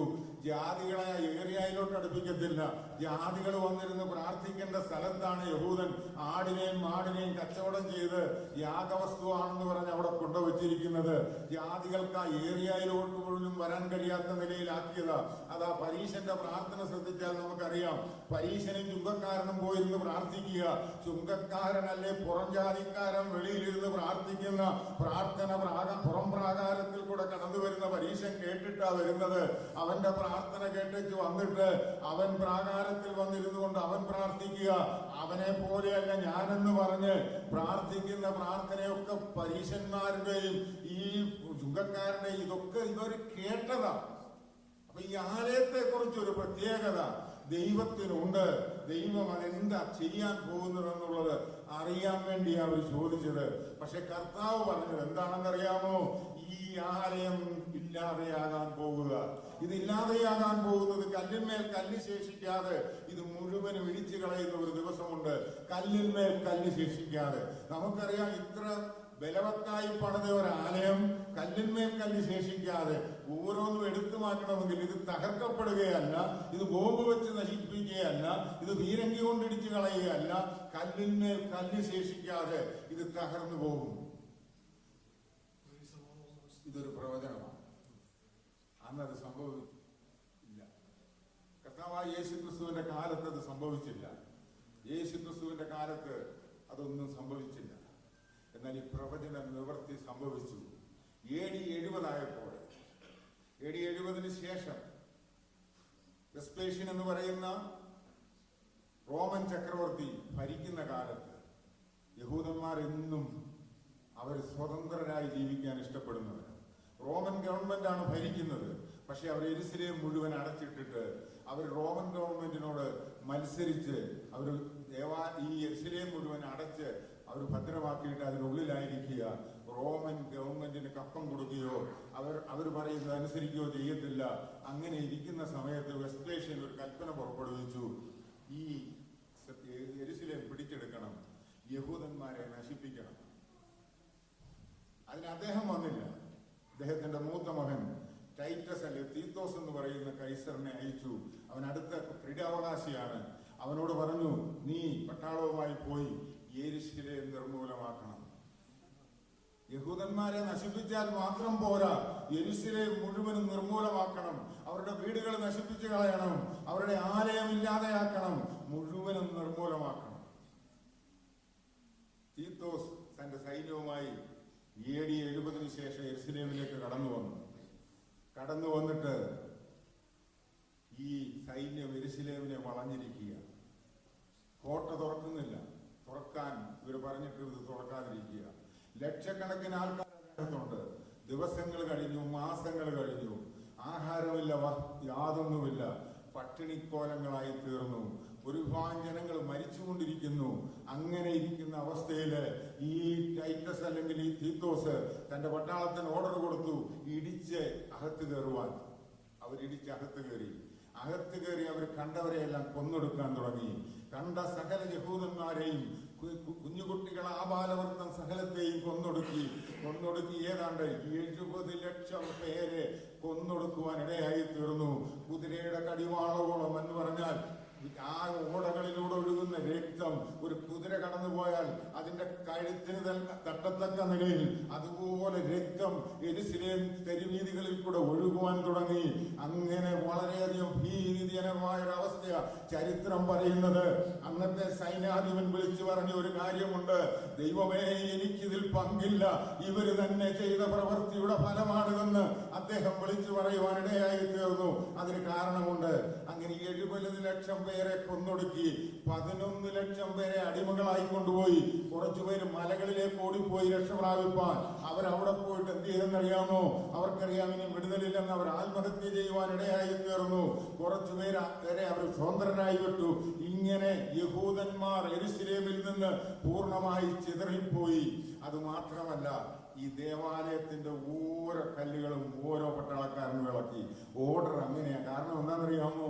ഇതിന്റെ കല്ലിനടിയിൽ സ്വർണം വെച്ചിട്ടുണ്ട് എന്നുള്ളതായ ഒരു ചിന്ത ഇവർക്കുണ്ടായി. ഓരോ കല്ലും ഇളക്കി ആ വിലപിടിപ്പുള്ള സ്വർണം, ആ വെള്ളിയൊക്കെ എടുക്കുന്നതിന് വേണ്ടി ഓരോ കല്ലുകളും ഇളക്കി ഇതിന്റെ അടിസ്ഥാനം വരെ ഇളക്കിയെടുത്ത് ഇന്ന് വരെയും അത് പണിയപ്പെടാതെ അത് എന്നേക്കുമായി അത് തള്ളപ്പെട്ട് അത് പരിപൂർണമായി പൊളിച്ചു മാറ്റപ്പെട്ടു. ദൈവത്തിന്റെ വചനം മാറ്റമില്ലാത്ത വചനമാ. ഇസ്രായേലിന്റെ സ്വയ അഹങ്കാരമായിരുന്ന ദേവാലയത്തെ കുറിച്ച് കർത്താവ് പറഞ്ഞു, ഇത് ഇടിഞ്ഞു പോകാതെ കല്ലിന്മേൽ കല്ല് ശേഷിക്കാത്ത കാലം വരുമെന്ന് പറഞ്ഞാൽ ദൈവത്തിന്റെ പ്രവചനം നിവർത്തിയായി. എന്താ കാരണം? നമുക്കറിയാം. പീലാത്തോസ് പറഞ്ഞു, ഈ നീതിമാന്റെ രക്തത്തിൽ എനിക്ക് യാതൊരു പങ്കുമില്ല. മത്തായി സുവിശേഷം 27:25 വായിക്കുമ്പോൾ നമുക്കറിയാം, ഈ നീതിമാന്റെ രക്തത്തിൽ എനിക്കൊരു പങ്കുമില്ല. കാരണം ഇവൻ നീതിമാനാണ്. അന്നേരം വിളിച്ചു പറയുക, അവന്റെ രക്തം ഞങ്ങളുടെ മേലും ഞങ്ങളുടെ മക്കളുടെ മേലും വരട്ടെ, ഞങ്ങളുടെ മക്കളുടെ മേലും വരട്ടെ എന്ന് ജനമൊക്കെ ഉത്തരം പറഞ്ഞു. എന്തൊരു പ്രഖ്യാപനമാണ്! ഞങ്ങളുടെ മേൽ വരട്ടെ എന്നൊക്കെ പറഞ്ഞെങ്കിൽ അവിടെ കൊണ്ട് തീർന്നേ. പിള്ളേർക്കൂടെ കെട്ടിവെച്ചിരിക്കുക. ദൈവസന്നിധിയിൽ കടന്നു വന്നൊരു വാക്കുച്ചരിക്കുമ്പോൾ നീ വളരെ ശ്രദ്ധയോടെ ഉച്ചരിക്കണം. നീ ചന്തയിൽ പറയുന്നത് പോലെ ഇവിടെ വന്നിരുന്ന് പറയരുത്. നീ ആ വെളിയിൽ പറയുന്നത് പോലെ, ജോലി ചെയ്യുന്നിടത്ത് പറയുന്നത് പോലെ ഇവിടെ വന്നിരുന്ന് പറയരുത്. ഇവിടെ കുറിച്ചു വെക്കുന്ന ഒരു ദൈവമുണ്ട്. ഇവിടെ നിന്നെ ശ്രദ്ധിക്കുന്ന ഒരു ദൈവമുണ്ട്. നിന്റെ വായിലെ വാക്കുകള്, നിന്റെ ഹൃദയത്തിലെ ധ്യാനം ദൈവത്തിന് പ്രസാദകരമായിരിക്കണം. അതല്ലാതെ നീ ദൈവസന്നിധിയിൽ കടന്നു വന്ന് ബന്ധപ്പെട്ടൊരു വാക്കുച്ചരിക്കാൻ നീ തയ്യാറാകരുത്. നിന്നെ കാണുന്ന ഒരു ദൈവമുണ്ട്, നിന്നെ കേൾക്കുന്ന ഒരു ദൈവമുണ്ടെന്ന് മറന്നു പോകരുത്. അതുപോലെ സംഭവിക്കുവാനിടയായി തീർന്നു. ഇന്നും മക്കൾ കരഞ്ഞുകൊണ്ട് നടക്കുക. ഇസ്രായേലിൽ ഒരു സമാധാനത്തിന് വേണ്ടി നടക്കുക. ഇന്നും അത് ലഭിച്ചിട്ടില്ല. കാരണം സ്വയം ഏറ്റുവാങ്ങിയതാണ്. ദൈവസന്നിധിയിൽ കടന്നു വന്ന് ദൈവത്തെ ആരാധിക്കുന്ന ദൈവ പൈതല് വാക്കുകൾ ഉച്ചരിക്കുമ്പോൾ വളരെ ചിന്തിച്ചേ ഉച്ചരിക്കാവൂ. അത് നിനക്ക് മാത്രമല്ല, നിന്റെ സന്തതിക്കും അത് ദോഷകരമായി. നീ മിടുക്കനാണെന്ന് മറ്റു പലരും പറഞ്ഞേക്കാം, നീ മിടുക്കിയാണെന്ന് മറ്റു പലരും പറഞ്ഞേക്കാം, അന്നേരം ചിരിച്ചേക്കാം. പക്ഷെ നീ ഒരു കാര്യം മറന്നു പോകരുത്. നിനക്ക് മാത്രമല്ല ഈ ദോഷം വരുന്നത്, നീ നിന്റെ സന്തതിക്കൂടെ കെട്ടിവെപ്പ് വെക്കുക. നീ ഇവിടെ വന്നിരുന്ന് പ്രാർത്ഥിക്കേണ്ടത് എന്താണെന്നറിയാമോ? യോഗ്യത ഉണ്ടായിട്ടല്ല കർത്താവേ, നീ എന്നെ യോഗ്യനാക്കി തീർത്തത് കൊണ്ടാണ് ഞാൻ വന്നത്. എന്നെ അനുഗ്രഹിക്കണം, എന്റെ സന്തതിയെ അനുഗ്രഹിക്കണമെന്ന് നിനക്കൊന്ന് പ്രാർത്ഥിക്കാൻ കഴിയുമോ? അതിനുവേണ്ടിയാണ് ഇവിടെ വരുന്നത്. ശിഷ്യന്മാർക്ക് പ്രതീക്ഷിച്ചതിനപ്പുറമായിട്ടൊരു മറുപടിയാണ് കിട്ടിയത്. അതുകൊണ്ട് അവർ പിന്നൊന്നും ചോദിച്ചു. എന്താ കർത്താവ് ഇവിടെ പറഞ്ഞ രണ്ടാമത്തെ കാര്യം? ഞാൻ എന്റെ സഭയെ പണിയും, പാതാള ഗോപുരങ്ങൾ അതിനെ ജയിക്കുകയില്ല. ദൈവം മനുഷ്യനെ സൃഷ്ടിച്ചത് കൂട്ടായ്മ ആചരിക്കാനാണെന്ന് ഞാൻ പറഞ്ഞല്ലോ. ഈ കൂട്ടായ്മ ആചരിക്കുക എന്നുള്ളതല്ലാതെ ദൈവത്തിങ്കൽ നിന്നുള്ള കൂട്ടായ്മയും ദൈവത്തോടൊപ്പം വസിക്കുകയും ചെയ്യുക എന്നുള്ളതല്ലാതെ മനുഷ്യനുമായി ദൈവത്തിന് മറ്റൊരു കാര്യമില്ല. അത് സംഭവിച്ചേ മതിയാകുള്ളൂ. ഈ കൂട്ടായ്മയിൽ നിന്ന് നഷ്ടപ്പെട്ടു പോയതിനെ എല്ലാം കൂടെ കൂട്ടിച്ചേർത്ത് ദൈവത്തിന് ആ കൂട്ടായ്മയിലേക്ക് കൊണ്ടുവരുവാൻ, അതിനാണ് ഈ സഭ സ്ഥാപിക്കപ്പെട്ടത്. ഒന്ന് നിലവിലുള്ളത് അത് നഷ്ടപ്പെട്ടു പോയി, മറ്റൊന്നും ഇല്ലാത്തത് ദൈവം ഉണ്ടാക്കുക. ആ ഉണ്ടാക്കുന്നതിന് ദൈവം പറയുക, ആ കല്ലിന്മേൽ കല്ല് ശേഷിക്കാത്തത് തകർന്നു പോയപ്പോൾ ഇവിടെ ഒരു പാറയെ കുറിച്ച് പറയുക, ഇതിനോട് ചേർന്ന് പണിയപ്പെടുന്ന കല്ലുകളുണ്ട്, ഇവിടെ ഒരു കല്ലിനെ ശേഷിപ്പിക്കുക, ഒരു ശേഖരം ഉണ്ടാക്കുക. അവിടുന്ന് ഇവിടുന്ന് എല്ലാം കല്ല് കൊണ്ടുവന്നിട്ട് ആ കല്ല് ജീവനുള്ള കല്ലായി ആ ജീവനുള്ള കല്ലിനെ രൂപപ്പെടുത്തി ഒരു സഭ പണിയുക. ഇതാ ദൈവത്തിന്റെ പദ്ധതി. ഇതന്ന് സംഭവിച്ചിട്ടില്ല, സഭ രൂപപ്പെട്ടിട്ടില്ല. പക്ഷെ കർത്താവ് പറയുകയാണ്, കർത്താവിന്റെ പ്രഖ്യാപനം ആ സഭയുണ്ട്. അതിന്റെ 1 പത്രോസ് 2:4 മുതൽ 8 വരെയുള്ള വാക്യങ്ങൾ വായിക്കുമ്പോൾ നമുക്ക് ഒന്നുകൂടെ മനസ്സിലാവും. പത്രോസിനെ കുറിച്ചാണല്ലോ ഇവിടെ, പത്രോസിനോടാണല്ലോ ഇത് പറഞ്ഞത്. പക്ഷെ പത്രോസ് എന്തുവാ പറയുന്നത്? പത്രോസ് പറയുകയാണ്, ഇവിടെ പറയുന്നു, മനുഷ്യർ തള്ളിയതെങ്കിലും ദൈവസന്നിധിയിൽ ശ്രേഷ്ഠവും മാന്യവുമായ ജീവനുള്ള കല്ലായ അവന്റെ അടുക്കൽ വന്നിട്ട്, ഈ കല്ലിന് എന്തോ ഉണ്ട്? ജീവനുണ്ട്. ജീവനില്ലാത്തത് ഇടിയപ്പെട്ടപ്പോൾ ഇവിടെ ജീവനുള്ളത് പണിയപ്പെടുക. ഒന്ന് അക്ഷരീകമായി ലോകപ്രകാരമുള്ളതാണെങ്കിൽ മറ്റേ പണി ആത്മീയമായുള്ളതാണ്. സഭ പണിയപ്പെടുന്നത് അക്ഷരീയമായിട്ടല്ല. സഭ പണിയുന്നത് ഇവിടെ ആരാ? ദൈവമാണ് പണിയുന്നത്. സഭയെ കുറിച്ച് ഒത്തിരി തെറ്റിദ്ധാരണകൾ. Church of God, assemblies of God, Sharon, brethren, Marthoma, ഇങ്ങനെ ഒത്തിരി ഡിനോമിനേഷനുകളുണ്ട്. ഇതിനെയെല്ലാം നമ്മൾ എന്തുവാ പറയുന്നത്? സഭ, നമ്മുടെ സഭ. ഈ സഭയ്ക്ക് നമ്മൾ ചർച്ച് ഓഫ് ഗോഡിനെയും പറയുന്നത് എന്തുവാ? ഞങ്ങളുടെ സഭ. ഞങ്ങളുടെ സഭയല്ല, ഇത് ആരുടെ സഭയാണ്? ദൈവത്തിന്റെ സഭയാ. ഇതൊന്നും സഭയല്ല. സ്വർഗത്തിൽ ചർച്ച് ഓഫ് ഗോഡിന്റെ പേരില്ല, അസംബ്ലീസ് ഓഫ് ഗോഡിന്റെ പേരിൽ ഒരു ഇസത്തിന്റെയും പേര് സ്വർഗത്തിലില്ല. സ്വർഗത്തിലുള്ളത് ദൈവസഭയുടെ പേരാണ്. അതിന്റെ അംഗങ്ങളാണ് സ്വർഗത്തിലെ അംഗങ്ങൾ. ഇവിടെ പത്രോസ് പറയുന്നത് ജീവനുള്ള കല്ല്. ആ ഭാവം ഒന്ന് വായിച്ചേ. പത്രോസിന്റെ 1 പത്രോസ് 2:4 മുതൽ 8 വരെയുള്ള ഭാവം ഒന്ന് വായിച്ചേ.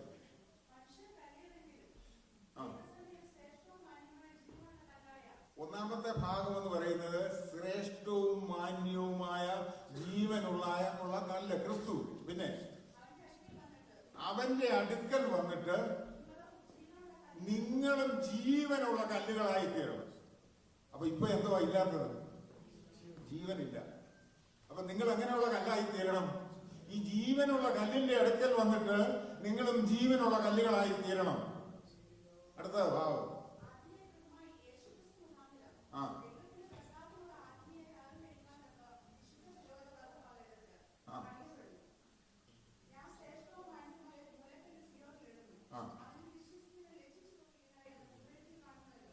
മതി. ഇവിടെ പറയുക, നിങ്ങളെ ശ്രേഷ്ഠ പുരോഹിതന്മാരാണ്.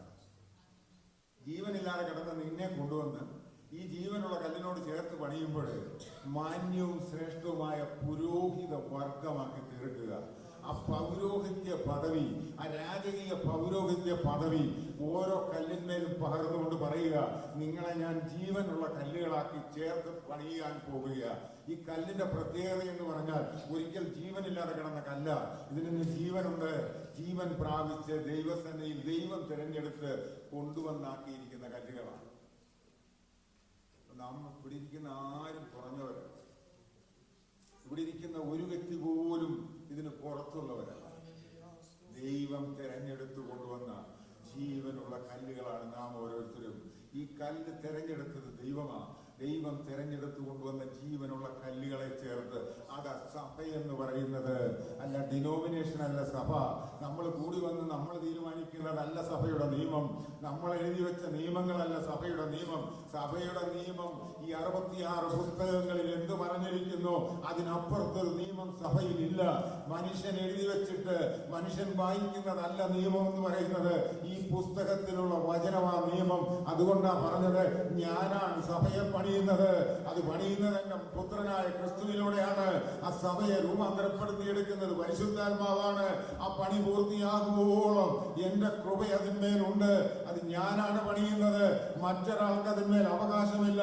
പത്രോസിനുമില്ല, ഒരു ശിഷ്യന്മാർക്കുമില്ല, അപ്പോസ്തലന്മാർക്കുമില്ല. പിന്നെ അവരെ ദൈവം അതിന്റെ ഭാഗമായി നിർത്തിയിരിക്കുന്നു. അതിന്റെ ഭാഗമായി നമുക്കും തീരുവാൻ ഭാഗ്യമുണ്ട്. അതെങ്ങനെയാ ഭാഗ്യമുണ്ടായത്? നമുക്കറിയാം, ദാനിയേൽ പ്രവചനം 2:32-35 വരെയുള്ള വാക്യങ്ങൾ വായിക്കുമ്പോൾ അവിടെ എഴുതിയിരിക്കുന്ന ഭാഗമുണ്ട്. ഒരു ബിംബം നെബൂഖദ്നേസർ കണ്ട സ്വപ്നമാണ്. അതിന്റെ ഭാഗങ്ങളിലേക്ക് ഞാൻ അധികം പോകുന്നില്ല. ഇതെല്ലാം ഉണ്ട്. എന്നാൽ അതിന്റെ അവസാനം 35-ാമത്തെ വാക്യം വായിക്കുമ്പോൾ, ഇരുമ്പും കളിമണ്ണും താമ്രവും വെള്ളിയും പൊന്നും ഒരുപോലെ തകർന്ന് വേനൽക്കാലത്ത് കളത്തിലെ പതിവ് പോലെ ആയിത്തീർന്നു. ഒരിടത്തും തങ്ങാതെ വണ്ണം കാറ്റ് അവയെ പറപ്പിച്ചു കൊണ്ടുപോയി.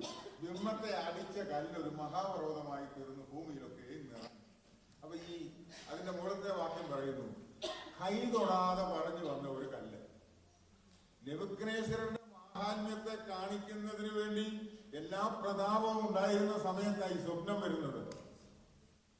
എന്റെ ദൈവത്തിന്റെ വചനം മാറ്റമില്ലാത്ത വചനമാണ്.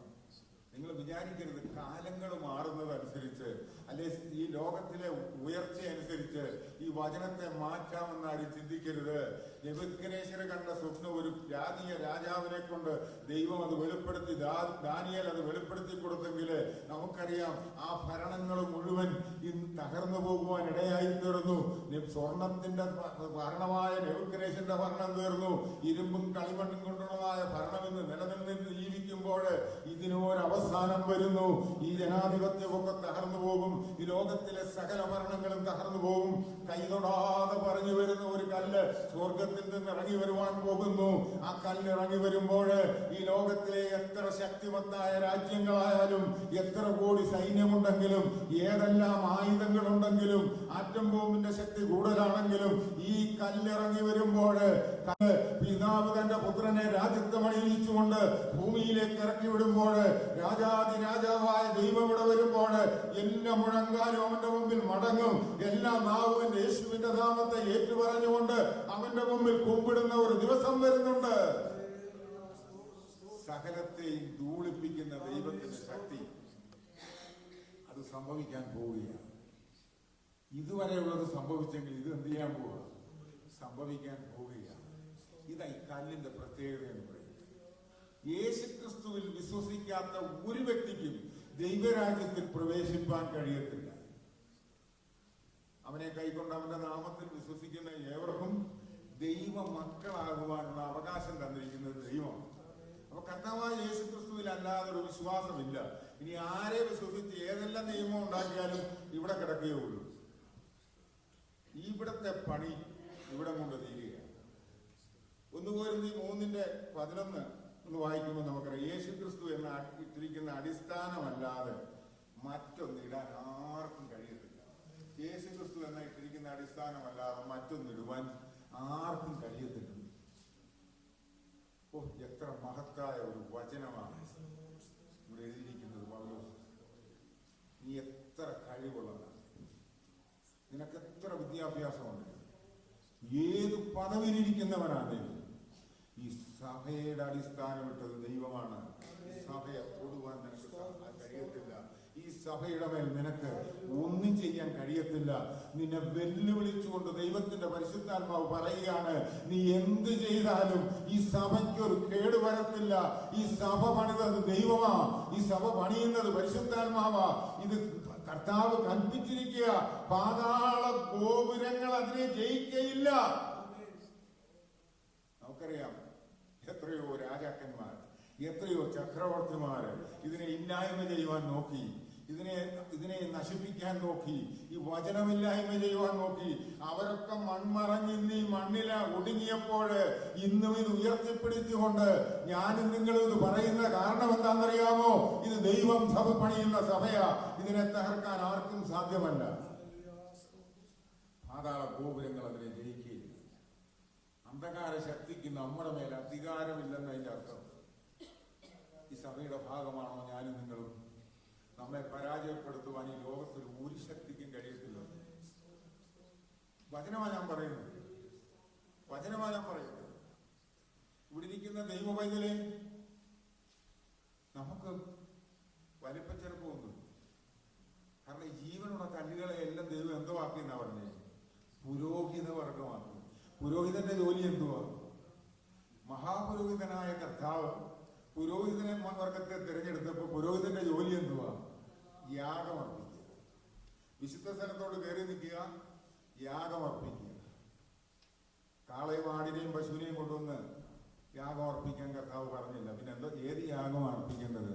സ്തോത്രമെന്ന യാഗം അർപ്പിക്കുന്നവൻ എന്നെ മഹത്വപ്പെടുത്തുന്നു. അതരങ്ങളിൽ കൂടെ സ്തോത്രയാഗം വരുന്നുണ്ടോ? ഇല്ലെങ്കിൽ നീ വിചാരിച്ചോണം നിന്റെ പൗരോഹിത്യം എവിടോ നഷ്ടപ്പെട്ടിരിക്കുന്നു. നിന്റെ അതരങ്ങളിൽ നിന്ന് സ്തോത്രയാഗം വരുന്നുണ്ടോ? നിന്റെ അധരങ്ങളിൽ നിന്ന് സ്തുതി ഉയരുന്നുണ്ടോ? ദൈവസന്നിധിയിൽ കടന്നു വരുമ്പോൾ, കൂട്ടായ്മയിലേക്ക് കടന്നു വരുമ്പോൾ നീ ആയിരിക്കുന്ന ഇടത്ത് സ്തോത്രമെന്ന യാഗം നിന്റെ അധരങ്ങളിൽ നിന്ന് പുറപ്പെടുന്നുണ്ടോ? യാഗമർപ്പിക്കാത്തവൻ പുരോഹിതനല്ല. യാഗം നിന്റെ ഉള്ളിൽ നിന്ന് വരുന്നില്ലെങ്കിൽ പൗരോഹിത്യം നഷ്ടപ്പെട്ടു പോയിരിക്കുന്നു. അതും തിരിച്ചെടുക്കുവാനുള്ള സമയം സമീപമായിരിക്കുന്നു. ഇന്ന് നീ തീരുമാനമെടുത്ത് മടങ്ങിപ്പോകാവൂ. എന്റെ അധരത്തെ ഒന്ന് തുറക്കണമേ, എന്റെ അധരത്തിന്റെ കെട്ടുകളെ ഒന്ന് പൊട്ടിക്കണമേ. സ്തോത്രമെന്ന യാഗം എന്റെ അധരത്തിൽ നിന്നൊന്ന് പുറപ്പെടട്ടെ. ഇതിന്റെ ശക്തി മനസ്സിലാക്കുന്ന ഒരുവനുണ്ട്. നിന്റെ നാവിൽ നിന്ന് പുറപ്പെടുന്ന സ്തോത്രയാഗം കേൾക്കുമ്പോൾ ഞെട്ടിപ്പോകുന്ന ഒരുത്തനുണ്ട്. അവന്റെ പേരാ പിശാചെന്ന്. ഇത് പറയാനെ കൊണ്ട് എന്താ ഇത്ര മടി? നമ്മുടെ ചിന്ത നമ്മൾ വലിയ ആൾക്കാരാണ്, നമ്മളൊന്നുമില്ല. 2 Corinthians 4:7 ഒന്ന് വായിച്ചു നോക്കിയാൽ അറിയാം നമുക്ക് ദൈവം ചെയ്ത ഉപകാരങ്ങൾ. 2 Corinthians 4:7 എന്ന് വായിച്ചു. എങ്കിലും ഈ അത്യന്ത ശക്തി ഞങ്ങളുടെ സ്വന്തം എന്നല്ല, ദൈവത്തിന്റെ ദാനം അത്രയെന്ന് പറയണതിന് ഈ നിക്ഷേപം ഞങ്ങൾക്ക് മൺപാത്രങ്ങളിലാണ്. ഈ അത്യന്ത ശക്തി, ഈ പൗരോഹിത്യ ശക്തി, ഈ സഭയുടെ ഭാഗമാക്കിയ ശക്തി ഇത് എന്റെ ഉള്ളിൽ നൽകിയിരിക്കുക. ഇത് ഏതാണെന്നറിയാമോ? മൺപാത്രമാണ്. ഏത് സമയത്തും ഉടഞ്ഞു പോകാൻ കഴിയുന്നതാണ്. മൺപാത്രത്തിനും അതിന് വലിയ ബലമില്ല. എവിടുന്നെങ്കിലും ഒരു കല്ല് വന്നടിച്ചാൽ ഇതോ തകർന്നു പോകും. എന്നാൽ ഈ മൺപാത്രത്തിന് ഈ ശക്തി തന്നവൻ ഒരു കാര്യം പറഞ്ഞു, ഞാൻ പണിയുന്ന സഭയുണ്ടല്ലോ, അതിനെ തകർക്കാൻ ഒരു ശക്തിക്കും സാധ്യമല്ല. ഈ ശക്തി മൺപാത്രത്തിൽ ചെല്ലുമ്പോൾ ഈ മൺപാത്രം ഉടയാനല്ല, ഈ മൺപാത്രം കല്ലുപോലെ ബലമായി തീരുന്ന ശക്തിയാ. അതാ ഓരോരുത്തരുടെ മേലും പ്രാപിച്ചിരിക്കുന്നത്. പിശാചിനെ തകർക്കാൻ കഴിയും. പിന്നെ എങ്ങനെയാ തകരുന്നത്? നമുക്കറിയാം, 2 ശിഷ്യന്മാർ. യേശു ആദ്യം 12 പേരെ തെരഞ്ഞെടുത്തു. 12 കല്ലുകളാണ് കർത്താവ് ആദ്യം തെരഞ്ഞെടുക്കുന്നത്. സഭ പണിയാൻ പോവുക. 12 കല്ലുകൾ ആദ്യം തെരഞ്ഞെടുക്കുന്നത്. അതിൽ ഒരുത്തൻ നഷ്ടപ്പെട്ടു. പത്രോസും യൂദായും ഒരേ കുറ്റമാണ് ചെയ്തത്. 2 പേരും ചെയ്തത് ഒരേ കുറ്റമാണ്. യൂദാ യേശുവിനെ കാണിച്ചു കൊടുത്ത് പത്രോസ് യേശുവിനെ തള്ളിപ്പറഞ്ഞു. പക്ഷെ വ്യത്യാസം അവിടെ എന്താണെന്ന് അറിയാമോ? യൂദാ യേശുവിനെ കാണിച്ചു കൊടുക്കുന്നതിന് മുമ്പ് യൂദായോട് ദൈവം പറഞ്ഞു, നീ ചെയ്യാൻ പോകുന്ന കാര്യം ഇന്നതാണ്, മാനസാന്തരപ്പെട്ട് മടങ്ങി വാ. പക്ഷെ യൂദായിൽ ആര് കയറി? സാത്താൻ. ഈ സാത്താൻ 3 പ്രാവശ്യമേ സാത്താൻ നേരിട്ട് മാനവകുലത്തിലേക്ക് കടന്നു വന്നു. ചിലർ സാത്താനെ പോകും, സാത്താൻ പോകുന്നു. സാത്താന് സ്വയം പ്രഖ്യാപിത രാജാവാ സാത്താൻ. മനസ്സിലായോ? അവൻ സ്വയം പ്രഖ്യാപിത രാജാവ്. അപ്പൊ അവന് ഈ ചുമ്മാ ഈ ചീള് കേസുകൾക്കൊന്നും താണപണി വരത്തില്ല. അവൻ ഒന്നാമത് വന്നത് ഏദൻ തോട്ടത്തിൽ ഹവ്വായുടെ അടുക്കൽ വന്നു.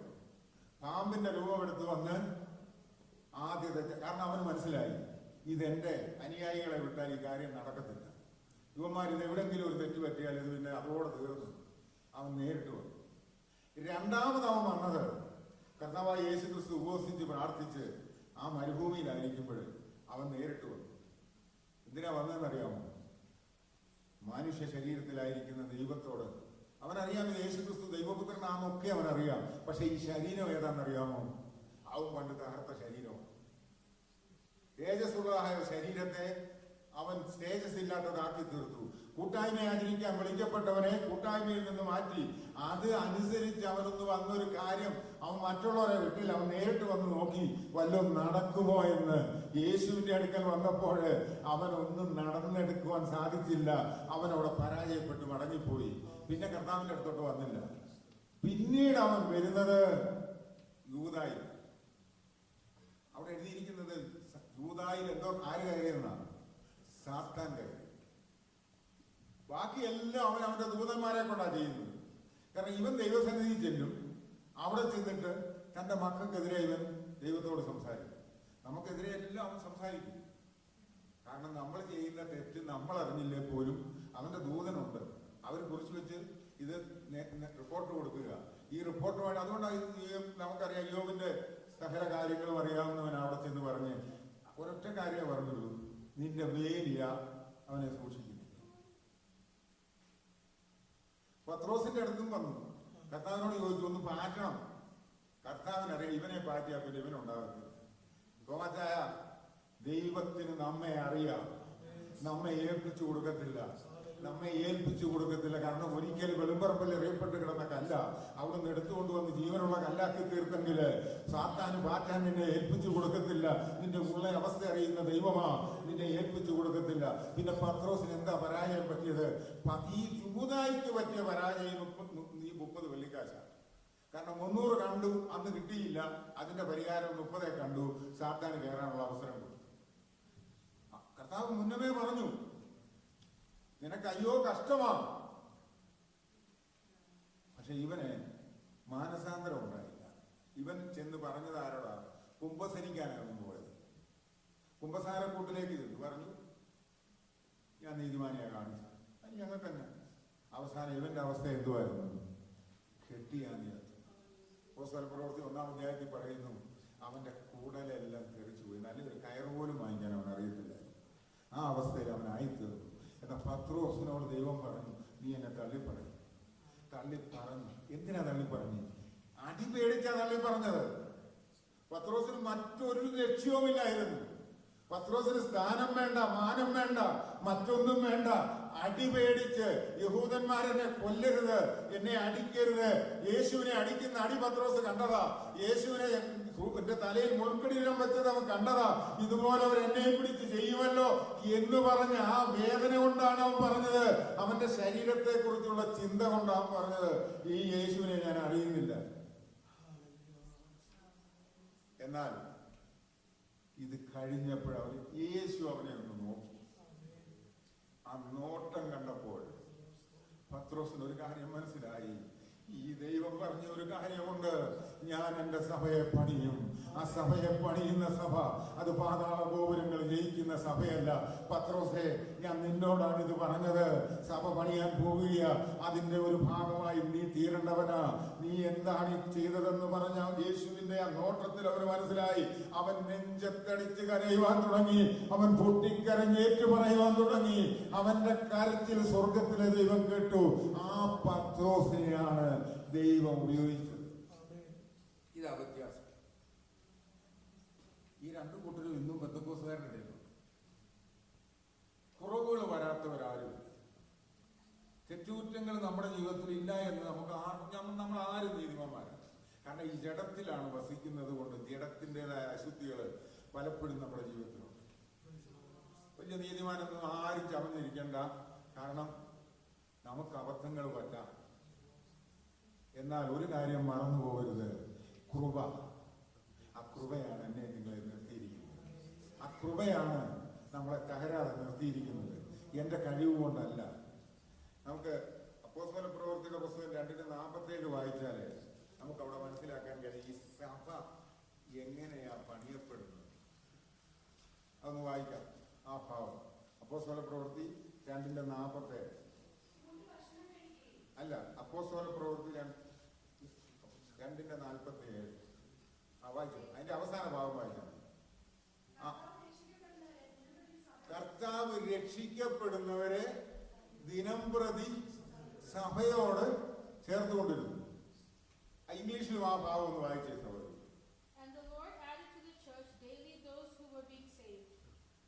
ആരെയാ സഭയോട് ചേർത്തുകൊണ്ടിരുന്നത്? ആരാ ചേർത്തത്? കർത്താവ് രക്ഷിക്കപ്പെടുന്നവരെ.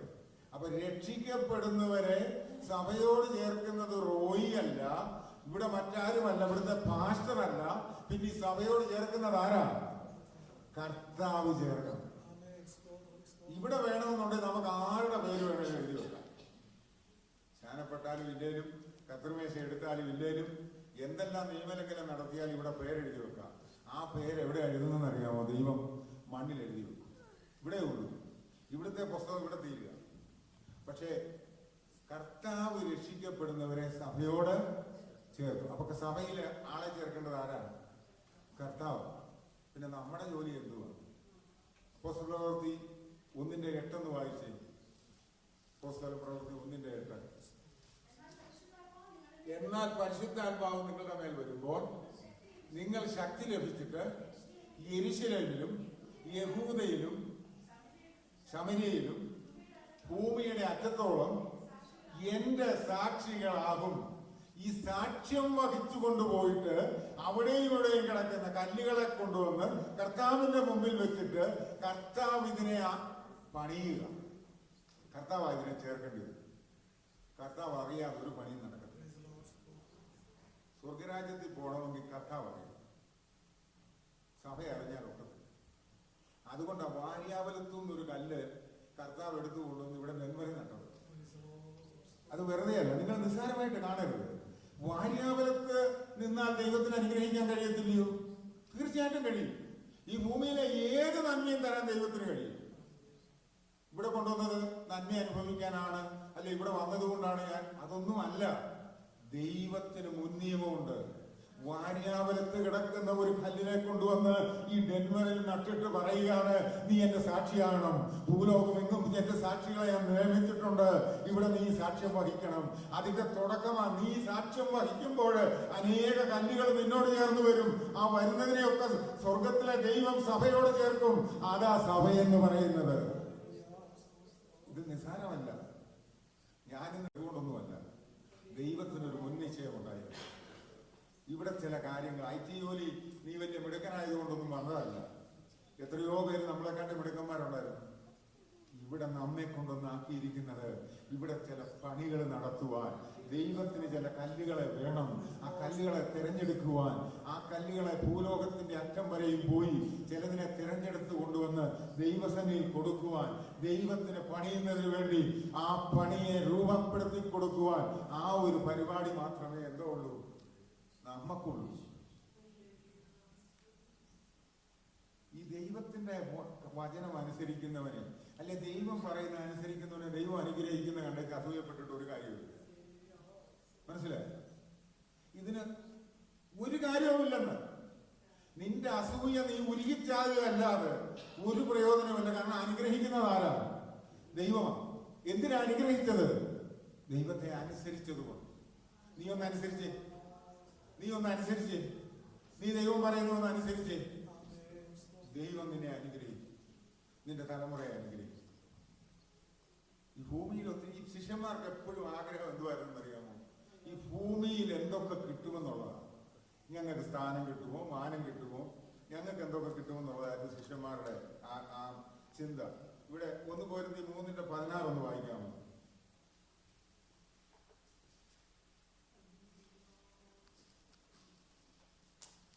1 Corinthians 3:16. നിങ്ങൾ ദൈവത്തിന്റെ മന്ദിരമെന്നും ദൈവത്തിന്റെ ആത്മാവ് നിങ്ങളിൽ വസിക്കുന്നുവെന്നും അറിയുന്നില്ലയോ? ഞാനും നിങ്ങളും ആരാ? ദൈവത്തിന്റെ മന്ദിരം. ഒരു മന്ദിരം തകർന്നു, പക്ഷെ ഇവിടെ മന്ദിരം പണിതു. അത് ഞാനും നിങ്ങളുമാണ്. ദൈവത്തിന്റെ മന്ദിരമാണ്. ഇവിടെ ഇരിക്കുന്ന ഓരോരുത്തരും ഒന്ന് മറന്നു പോകരുത്. ഈ ദൈവത്തിന്റെ മന്ദിരമായ ഞാനും നീയും, ഈ മന്ദിരത്തിനുള്ളിൽ ഒരു അശുദ്ധി പ്രവേശിപ്പാൻ ഇടയാകരുത്, ഒരു ദുഷ്ടന് പ്രവേശിപ്പാൻ ഇടയാകരുത്. പിശാച് ചുമ്മാതെ വന്ന് കയറത്തില്ല. കാരണം കൽപ്പന ഇവിടെ ഉണ്ട്. പാതാള ഗോപുരങ്ങൾ നിന്നെ ജയിക്കുകയില്ല. പിന്നെ എങ്ങനെയാ പിശാച് കയറുന്നത്? യൂദയെ നീ അതിന് അവസരം കൊടുത്തത് കൊണ്ടല്ലേ? നിനക്ക് മാനസാന്തരപ്പെടുവാൻ സമയമുണ്ട്. ഇത് കൃപായുഗമാണ്. ഇപ്പൊ നിനക്ക് എന്തും ചെയ്യാൻ കഴിയുമെന്നുള്ള തോന്നലുണ്ട്. പക്ഷെ ഇത് അവസാനിക്കുന്ന ഒരു ദിവസമുണ്ട്. കൃപായുഗം അവസാനിക്കാൻ പോകുന്നു. അതിനു മുമ്പ് നീ രക്ഷപ്പെട്ടോണം. ഈ പണ്ട് പാട്ടുകാരൻ പാടും, യോനയുടെ കപ്പലിതാ മുങ്ങുവാൻ പോകുന്നു. എന്തോ ചെയ്യണം? കൂട്ടരെ നിങ്ങൾ ഓടി വന്ന് പ്രവേശിക്കണം. കൃപയുടെ കാലമാണ്. ഈ കൃപായുഗത്തിൽ ഇന്ന് എന്ത് ചെയ്യാവുന്ന ഒരു സമയം. അതുകൊണ്ടാണ് ഇന്ന് പെന്തക്കോസ്തുകാരുടെ കൂട്ടത്തിൽ നിന്ന് തന്നെ ഒരുപാട് പേര്, എൻ്റെ കൂടെ ഇപ്പൊ സുവിശേഷ വേലയ്ക്ക് ഇറങ്ങിയവരൊക്കെ ഇതൊക്കെ വിട്ടുപോയി സമുദായത്തിൽ ഇന്ന് വലിയ ഉപദേശിമാരായിട്ട് നടക്കുന്നു. അവർക്കൊക്കെ വലിയ സ്ഥാനവും മാനവും ഒക്കെ ഉണ്ട്. എന്താ കാരണം എന്ന് പറയാം? ഈ ലോകത്തിലെ പലതും വേണം. എന്നാ ഒരു കാര്യം മറന്നു പോകരുത്, ഇവിടെ എനിക്കൊന്നുമില്ലെന്ന് പറഞ്ഞാൽ പൗലോസ് പറയുന്ന അതാ, കഷ്ടതയോ നിന്നയോ അടിയോ ദുഷിയോ പട്ടിണിയോ വാളോ ആപത്തോ ഇതെന്തെല്ലാം വന്നെന്ന് പറഞ്ഞാലും ക്രിസ്തുവിന്റെ സ്നേഹത്തിൽ നിന്ന് തന്നെ എന്ത് ചെയ്യാൻ പറ്റത്തില്ല, വേർതിരിക്കാൻ കഴിയത്തില്ല. കാരണം എന്താണെന്നറിയാമോ? ഇതെല്ലാം ഇവിടെ ഉള്ളൂ. ഇത് നൊടിനേരത്തേക്കുള്ള കഷ്ടമാണ്. ഇത് ഇവിടെ ഉള്ളൂ. ഭർത്താവ് സഭയെ പണിയുവാൻ എന്നെ ഉപയോഗിച്ചു. ഞാനും ആ സഭയുടെ ഭാഗമാകണമെങ്കിൽ ഇതിന്റെ പണി പൂർത്തീകരിക്കുന്ന ഒരു ദിവസമുണ്ട്. അന്ന് എന്റെ കർത്താവ് വരും. ഈ ദൈവസഭയുടെ ഭാഗമാകാനുള്ള ഭാഗ്യം ലഭിച്ച ദൈവമക്കൾക്കായി ഞാൻ ദൈവത്തെ സ്തുതിക്കുന്നു. മറ്റൊരുത്തനിലും രക്ഷയില്ലെന്നുള്ള സത്യം നമ്മൾ തിരിച്ചറിഞ്ഞത് കൊണ്ടല്ലേ ഈ പാറക്കിടത്തിലേക്ക് അടുത്തു വന്നത്. വെളുമ്പറമ്പിൽ എറിയപ്പെട്ട് കിടന്നവരല്ലായിരുന്നു നമ്മള്. നമുക്കെന്ത് യോഗ്യതയുള്ളത്? യഹൂദന് പറയാൻ പല കാര്യങ്ങളുണ്ട്. അവൻ അബ്രഹാമിന്റെ സന്തതിയായി അവകാശം പ്രാപിച്ച് വന്നവനാണ്. അവന് പല കാര്യങ്ങൾ പറയാനുണ്ട്. യേശുക്രിസ്തു പോലും അവനിൽ നിന്നാണ് ഉണ്ടായത്. യഹൂദന് ഒത്തിരി ശ്രേഷ്ഠത പറയാനുണ്ട്. പക്ഷെ കർത്താവ് പറയുന്നത്, എനിക്ക് അവനെ ഒന്നും ഒരു കാര്യവുമില്ല, ഈ ശ്രേഷ്ഠത കൊണ്ടൊന്നും എനിക്കൊരു പ്രശ്നവുമില്ല, ന്യായപ്രമാണമൊക്കെ ഞാനങ്ങ് മാറ്റിവെച്ചു, എനിക്കൊരു തെരഞ്ഞെടുപ്പുണ്ട്, ഞാനൊരു സഭ പണിയാൻ പോവുക. ആ സഭ പണിയുന്നതിന് വേണ്ടി ഞാൻ തിരഞ്ഞെടുത്ത കല്ലുകളെ ജീവനുള്ള കല്ലുകളാക്കി തീർത്ത് ഞാൻ ഓരോ സ്ഥാനത്താക്കിയിരിക്കുക. അത് ഈ ഡെൻവർ പട്ടണത്തിൽ നമ്മളെ ആക്കിയിരിക്കുന്നത് ആ ജീവനുള്ള കല്ലുകളായിട്ടാ. അത് മാത്രമല്ല, ഇതിലൊരു പടിയൂടെ മുന്നോട്ട് പോയെങ്കിൽ സാക്ഷാൽ പുരോഹിത വർഗമായിട്ടാണ് നമ്മെ ആക്കിയിരിക്കുന്നത്. ശുശ്രൂഷകൾക്കായി ദൈവം പലരെയും പല നിലയിൽ നിയമിച്ചിട്ടുണ്ട്. പക്ഷെ കുറച്ചിലും കൂടിയതൊന്നും അവിടെ ഇല്ല. ചിലരെ അപ്പോസ്തലന്മാരായി, ചിലരെ പ്രവാചകന്മാരായി, ഇടയന്മാരായി, ഉപദേഷ്ടാക്കന്മാരായി, സുവിശേഷകരായി, ഇങ്ങനൊക്കെ കർത്താവ് സഭയെ ആൾക്കാരെ നിയമിച്ചിട്ടുള്ളത് എന്തിനാണെന്ന് ചോദിച്ചാൽ അവരവരെ ഏൽപ്പിച്ച ജോലി അവരവര് ചെയ്യുക. അതിനാ ഏൽപ്പിച്ചത്. അതുകൊണ്ട് അവരങ്ങ് വലിയ ആൾക്കാരാണെന്നോ അവര് നീതിമാന്മാരാണെന്നോ അല്ല. അവര് വിശ്വസ്തയോടെ നിന്ന് അവരെവിടെ പോകും? സ്വർഗരാജ്യത്തിൽ പോകും. അതല്ലാതെ ഏൽപ്പിച്ച ശുശ്രൂഷ അവിശ്വസ്തത കാണിച്ചാൽ അങ്ങോട്ട് പോകത്തില്ല. കർത്താവ് പറയും, ഞാൻ നിങ്ങളെ അറിയുന്നില്ല. ഏൽപ്പിക്കാത്തത് ചെയ്യാനും പോകും. ഏൽപ്പിക്കാത്തത് ചെയ്യാൻ പോയ ചരിത്രം നമുക്ക് അറിയാം വേദപുസ്തകത്തിൽ. ആ ഭാവമൊന്നും ഞാൻ എടുക്കുന്നില്ല. ചെയ്യാൻ പോയ ഉസയെ, നിനക്ക് പെട്ടകത്തെ തൊടാനുള്ള അവകാശമില്ല. പെട്ടകം എടുക്കാൻ പുരോഹിതനെ നിയമിച്ചിട്ടുണ്ട്. അത് ദൈവം നിയമിച്ചതാണ്. നീ സൂക്ഷിക്കുകയൊന്നും വേണ്ട, നീ കൈതൊടരുത്, നീ പട്ടുപോകും. ആവശ്യമില്ലാത്ത പ്രവൃത്തികൾ ചെയ്യാൻ തുനിഞ്ഞാൽ പട്ടുപോകും. പിന്നെ എന്തുകൊണ്ടാണ് ഇപ്പം നടക്കാത്തതെന്ന് ചോദിച്ചാൽ ദൈവത്തിന്റെ കൃപയാണ്. പിതാവിന്റെ വലത്ത് ഭാഗത്ത് ഇരുന്നുകൊണ്ട് പുത്രൻ പറയുക, ഒരാണ്ടൂടെ നിൽക്കട്ടെ, ഈ വർഷം കൂടെ നിൽക്കട്ടെ, മേലാൽക്ക് അയച്ചില്ലെങ്കിലോ വെട്ടിക്കളയാം. അവിടുന്ന് ഓർഡർ പുറപ്പെട്ടിരിക്കുക പിതാവിങ്കിൽ നിന്ന്, വെട്ടിക്കള, ഇതിനകത്ത് വേണ്ട, എന്റെ തോട്ടത്തിൽ ഇത് ആവശ്യമില്ല, വെട്ടിക്കള എന്ന് പറയുമ്പോൾ പുത്രൻ അവിടെ നിന്നുകൊണ്ട് പറയുക, അയ്യോ എന്റെ രക്തം കൊണ്ട് ഞാൻ വീണ്ടെടുത്തതാ, എനിക്ക് അവനെ വേണം, ഒരു വർഷം കൂടെ നിൽക്കട്ടെ, മാനസാന്തരപ്പെടുമെന്ന് നോക്കാം, ഫലം കായ്ക്കുമെന്ന് നോക്കാം. അങ്ങനെ ഓരോ വർഷവും നിലനിർത്തിയിരിക്കുന്നത് ദൈവത്തിന്റെ കൃപയാ. ഇതെന്നും ഉണ്ടാകത്തില്ല, ഇതെന്നും സംഭവിക്കത്തില്ല. ഇതൊരു ദിവസം പിതാവ് വെളിപ്പെടുന്ന ദിവസമുണ്ട്.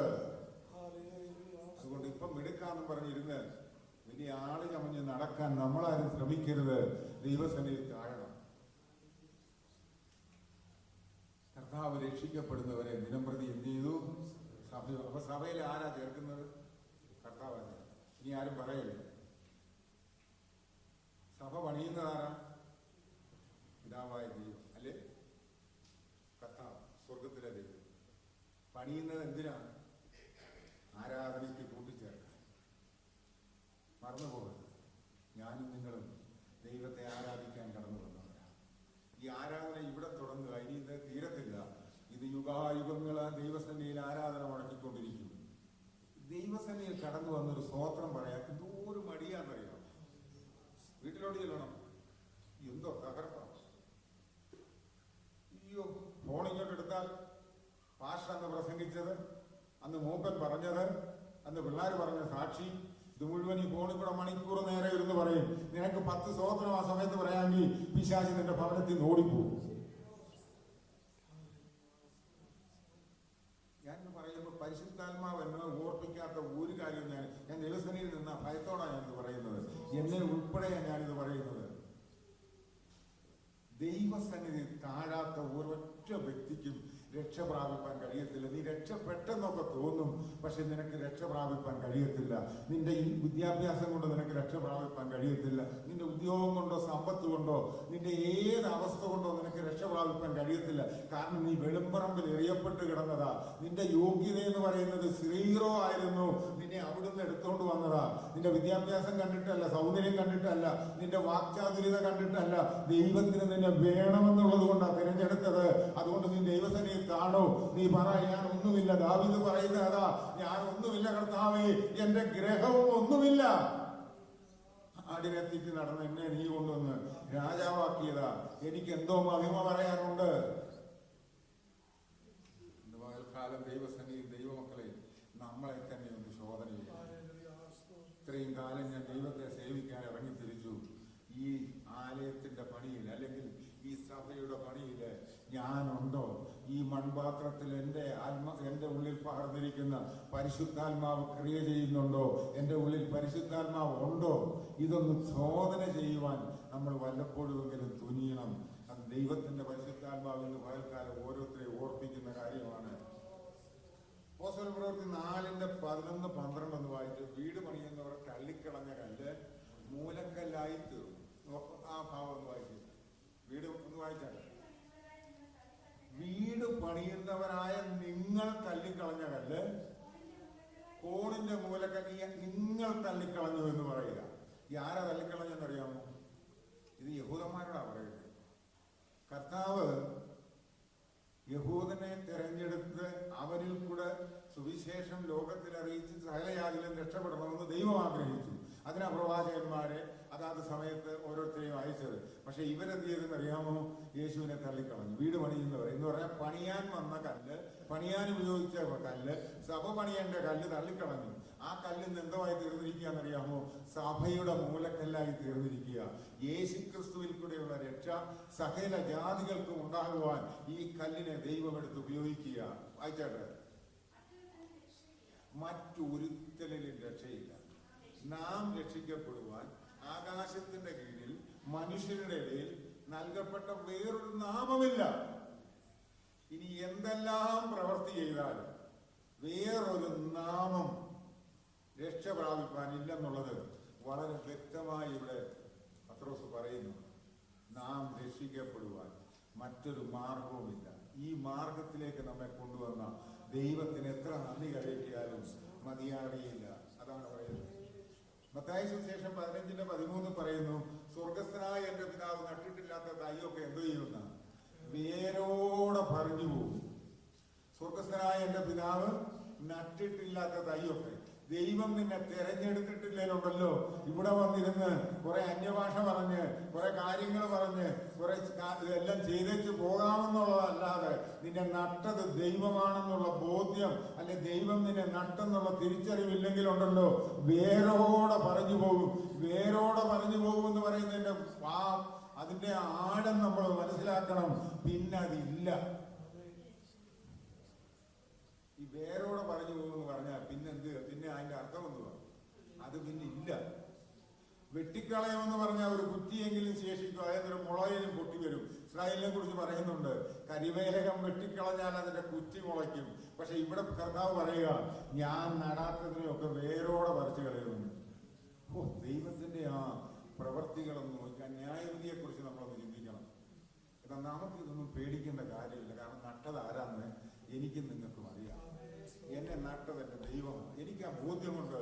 നമ്മൾ ഓരോരുത്തരും പറയണേ, എന്നെ നട്ടതെന്റെ ദൈവമാ, എന്നെ വിളിച്ചതെന്റെ ദൈവമാ, എന്നെ ഈ പാതയിലേക്ക് കൊണ്ടുവന്നതെന്റെ ദൈവമാ, എന്റെ കർത്താവാണ് എന്നെ വിടുവിച്ചത് എന്ന് പറയുവാൻ നമുക്കിടയായിത്തീരണം.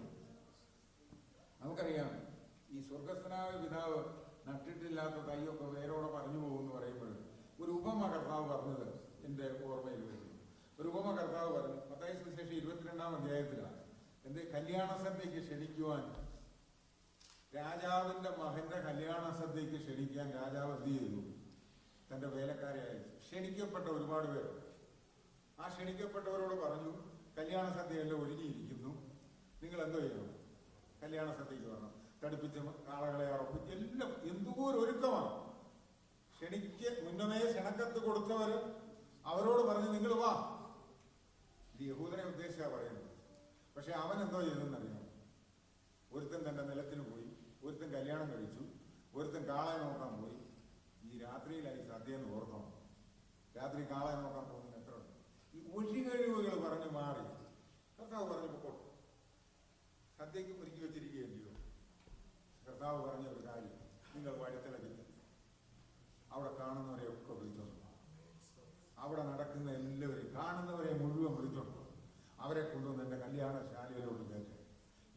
മറ്റൊരു ഇതിന് യോഗ്യരല്ല, ഇതിന് യോഗ്യമായ ഒരു കൂട്ടരുണ്ട്, അവരെ ഞാൻ ഇതിനകത്തേക്ക് കൊണ്ടുവരിക. അങ്ങനെ വിളിക്കപ്പെട്ടവരാണ് നമ്മൾ. വഴിത്തലയ്ക്ക് കിടന്നത്, അവിടെ എവിടെയും കിടന്നവർ, ഒരു യോഗ്യതയുമില്ലായിരുന്നു, ആരും നമുക്ക് സഹായമില്ല, ഒരു വിധത്തിലും ഒരു പ്രതാപവും പറയുവാനില്ല. കർത്താവ് പറഞ്ഞു വിളിച്ചോണ്ട് വാ, അത് വാര്യാപുരത്തുനിന്ന് കൊണ്ടുപോവാ, അത് നിലമ്പൂന്ന് കൊണ്ടുപോവാ, അതല്ലെങ്കിൽ റാന്നിന്ന് കൊണ്ടുപോവാ. ഈ ദേശങ്ങളിലെല്ലാം കർത്താവ് നമ്മെ സന്ദർശിക്കുവാൻ കടന്നു വന്നു. ദൈവത്തിന്റെ സന്ദർശനം നമ്മിലേക്ക് വന്നപ്പോൾ അത് ചിലപ്പോൾ വചനത്തിന്റെ ആ രൂപാന്തരത്തിൽ കൂടെ ആയിരിക്കാം, അല്ലെ ഒരു പ്രസംഗത്തിൽ കൂടെ ആയിരിക്കാം, അല്ലെ ജീവിത ശൈലിയിൽ കൂടെ ആയിരിക്കാം. എങ്ങനെയാണെങ്കിലും നിന്നെ ഈ കല്യാണ സദ്യയിലേക്ക് വിളിച്ചു കൊണ്ടുവന്ന് നിനക്ക്, പക്ഷെ അവിടെ ഒരു പ്രത്യേകതയുണ്ട്. നീ ആയിരുന്ന ഇടങ്ങളൊക്കെ എന്ന് പറഞ്ഞ ചെളി പിടിച്ച ഇടങ്ങളായിരുന്നു. നിന്റെ വസ്ത്രങ്ങളിൽ ചെളിയുണ്ടായിരുന്നു. നീ നടന്ന സ്ഥലങ്ങളൊന്നും അത്ര നല്ലതല്ലായിരുന്നു. ഇവിടെ വന്നു കഴിഞ്ഞപ്പോൾ രാജാവ് പറഞ്ഞു ഇവർക്ക് മുഴുവൻ കല്യാണ വസ്ത്രം കൊടുക്കാൻ പറഞ്ഞു. കല്യാണ വസ്ത്രം ഇവർക്ക് കൊടുക്കാൻ പറഞ്ഞു. രാജാവ് പറഞ്ഞതനുസരിച്ച് ഇവർക്ക് മുഴുവൻ കല്യാണ വസ്ത്രം കിട്ടി. ഈ വസ്ത്രം ധരിച്ചവരാ ഇവിടെ ഇരിക്കുന്നവര്. കല്യാണ വസ്ത്രം കിട്ടി. ഇത് നമ്മൾ പൈസ കൊടുത്ത് വാങ്ങിച്ചതല്ല, ഇത് നമ്മൾ തയ്പ്പിച്ചതല്ല, ഇത് രാജാവ് തന്നതാ. രാജാവിന്റെ യോഗ്യത അനുസരിച്ച് ഈ വസ്ത്രം എന്നെ ധരിപ്പിച്ചതാ. നീതിമാനെന്ന് എനിക്ക് പറയുവാൻ യോഗ്യതയില്ലായിരുന്നു. നീതിമാനായ ദൈവം എന്നെ നീതീകരിച്ചത് കൊണ്ട് ഇന്ന് ഞാൻ നീതിമാനായി തീർന്നു. വിശുദ്ധനെന്ന് പറയുവാൻ എനിക്ക് കഴിയത്തില്ലായിരുന്നു. ദൈവത്തിന്റെ വസ്ത്രം എന്റെ മേലിട്ടപ്പോൾ അവൻ എന്നെ വിശുദ്ധീകരിച്ചു. ഇതാണ് ദൈവത്തിങ്കൽ നിന്ന് നാം പ്രാപിച്ചത്. പക്ഷെ ഒരു കാര്യം മറന്നുപോകരുത്, രാജാവ് നോക്കുന്ന ഒരു ദിവസമുണ്ട്. ഈ കല്യാണ വസ്ത്രം ധരിച്ചവരെ നോക്കാൻ ഇറങ്ങി വരും. ഈ പന്തിയിലിരിക്കുന്നവരെ നോക്കുന്ന ഒരു ദിവസമുണ്ട്. അങ്ങനെ രാജാവ് ഇറങ്ങി വന്നു. ഒരറ്റം മുതൽ ഒരറ്റം വരെ ചോദിച്ചാനെ നോക്കി ഇങ്ങനെ നോക്കി നോക്കി പോവുക, ഓരോരുത്തരെ നോക്കി പോവുക. ഇതിന്റെ ഇടയ്ക്ക് വന്നപ്പോൾ ഒരുത്തൻ ഇതിന്റെ ഇടയ്ക്ക് ഇരുമ്പുണ്ട്. അവൻ എന്തോ ഇല്ല, കല്യാണ വസ്ത്രമില്ല. അവനോട് ഒന്ന് വളരെ സ്നേഹമായിട്ട് ചോദിച്ചു, സ്നേഹിത, നീ എങ്ങനെ ഇതിനകത്ത് വന്നത്? എങ്ങനെ ഇതിനകത്ത് വന്നത്? അവൻ എന്ത് ചെയ്തെന്നാ പറഞ്ഞു? ഉത്തരം മുട്ടിപ്പോയി. ദൈവത്തിന്റെ മുമ്പിൽ ഉത്തരം മുട്ടിപ്പോകുന്ന അവസ്ഥ ഉണ്ടാകരുത്. സ്നേഹിത, നീ എങ്ങനെയാ ഇവിടെ വന്നതെന്ന് ചോദിച്ചാല് എന്റെ ദൈവം തന്ന വസ്ത്രമായിതെന്ന് പറയുവാന്, നീ ഈ ലോകത്തിലെ എത്ര വില കൂടിയ വസ്ത്രം ധരിച്ചാലും, നീ ലോകത്തിലെ എത്ര ഉന്നതമായ നിലയിൽ നീ ആഡംബരത്തിൽ ജീവിച്ചാലും, സ്വർഗീയ വസ്ത്രം നിന്റെ മേലില്ലെങ്കിൽ നിനക്ക് രാജാവിന്റെ കല്യാണശാലയിൽ ഇരിപ്പാൻ സാധ്യമല്ല. ഇവൻ മടിയനായിരുന്നു. ഇവൻ ഇതിന്റെ കൂട്ടത്തിൽ നുഴഞ്ഞു കയറിയതാ. കാരണം ഇവൻ എന്താണെന്നറിയാമോ, ഈ ആരാധനയ്ക്ക് വന്നിരുന്ന കാലം മുതൽ തന്നെ ഇവന് മടിയനായിരുന്നു. സ്തോത്രം പറയത്തില്ല, ഇവൻ ഹല്ലേലൂയ പറയത്തില്ല, ഇവൻ ദൈവമക്കളെ ദൂഷിച്ചുകൊണ്ടിരിക്കുക, ഇവന് സ്ഥാനമാനങ്ങൾ വേണമായിരുന്നു, ഇവൻ ഇതെല്ലാമായിരുന്നു ആഗ്രഹം. ഇവൻ ഇവിടെ കുത്തിയിരിക്കുക, എന്നിട്ട് പറയുക ഞാനും ക്ഷണിക്കപ്പെട്ടവരുടെ കൂട്ടത്തിലുള്ളതാ, എന്നെ കർത്താവ് തിരഞ്ഞെടുത്തതാ എന്ന് പറഞ്ഞ് ഇവൻ ഇടയ്ക്കിടയ്ക്ക് ഒരു സ്തോത്രം പറയും. ഇവൻ ഇടയ്ക്കിടയ്ക്ക് ഒരു കാര്യങ്ങൾ ചെയ്യും. ഇതെല്ലാം ചെയ്യും. വല്ലപ്പോഴും ഒന്ന് സ്തോത്രാഴ്ചയിടും. ഇതൊക്കെ ചെയ്യുന്ന അവസ്ഥകൾ ഇന്ന് പെന്തക്കോസ്തുകാരുടെ മധ്യത്തിൽ ഒരുപാടെണ്ണം ഇരിപ്പുണ്ട്. പക്ഷെ രാജാവ് വരുന്ന ഒരു ദിവസമുണ്ട്. അന്ന് രാജാവ് വന്ന് ഈ വസ്ത്രം ഒന്ന് നോക്കും. നിന്റെ കല്യാണ വസ്ത്രം ഇത് നിനക്ക് ഫ്രീ ആയിട്ട് കിട്ടിയതാ. നീ നുഴഞ്ഞു കയറി ഇരുന്നാല് നിന്നെ അവിടുന്ന് പൊക്കിയെടുത്തിട്ട് അവിടെ പറയുന്നത് അവനെ ഏറ്റവും പുറത്തുള്ള ഇരുട്ടിലേക്ക് തള്ളിക്കളയാന് അവിടെ കരച്ചിലും പല്ലുകടിയും ഉണ്ടാകും. ഇന്നിവിടെ ഭയങ്കര സന്തോഷമാ, ഇന്നിവിടെ ആഹ്ലാദമാ. ഇന്ന് ആരെയൊക്കെ കുറ്റം പറയണോ അതൊക്കെ പറയാം, ഇന്ന് എന്തെല്ലാം ചെയ്യണോ അതൊക്കെ ചെയ്യാം. പക്ഷെ ഒടുവിലത്തെ കരച്ചിലുണ്ടല്ലോ, ആ കരച്ചില് കേൾക്കാൻ ആരും ഉണ്ടാകത്തില്ല. എന്നാൽ ഇന്ന് നീ ഒന്ന് കരഞ്ഞ്, ഇന്ന് നിന്റെ കണ്ണിൽ നിന്ന് രണ്ടു കോടി കണ്ണുനീര് വീട് അത് ദുരിത്തിയിലാക്കി വെക്കുന്ന ഒരു ദൈവമുണ്ട്.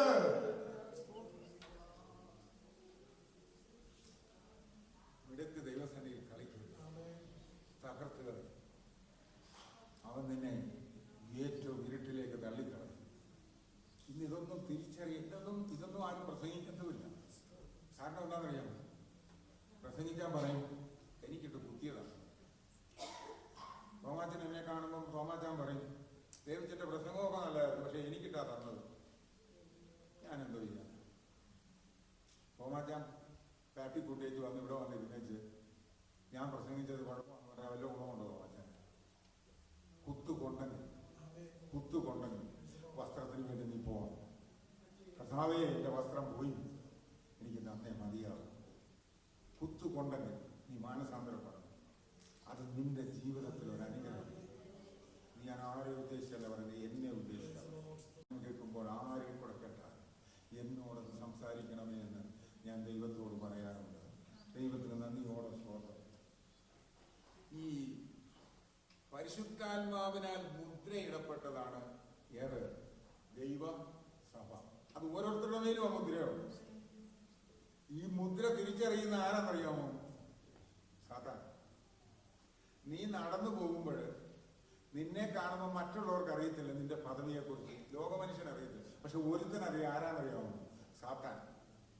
സാത്താൻ ഇങ്ങനെ ദൂരെ നോക്കുക, ഉണ്ടോ ദൈവത്തിന്റെ മുദ്രയും കൊണ്ട് പോവുക. നിന്റെ അടുത്തോട്ട് അടുക്കത്തില്ല, നിന്റെ വണ്ടിയുടെ ഇറമ്പിലോട്ട് വരത്തില്ല, നിന്റെ ജീവനെ തൊടാനൊക്കത്തില്ല, നിന്റെ കുഞ്ഞുങ്ങളുടെ അടുത്തോട്ടോ നിന്റെ ഭവനത്തിലോട്ടോ വരാൻ. മുദ്രയാണ്. ഓരോരുത്തരുടെ മേലും ആ മുദ്രയാണ്. മനസ്സിലായോ? അത് 2 തിമോത്തിയോസ് 2:19 ഒന്ന് വായിച്ചേ. 2 തിമോത്തിയോസ് 2:19.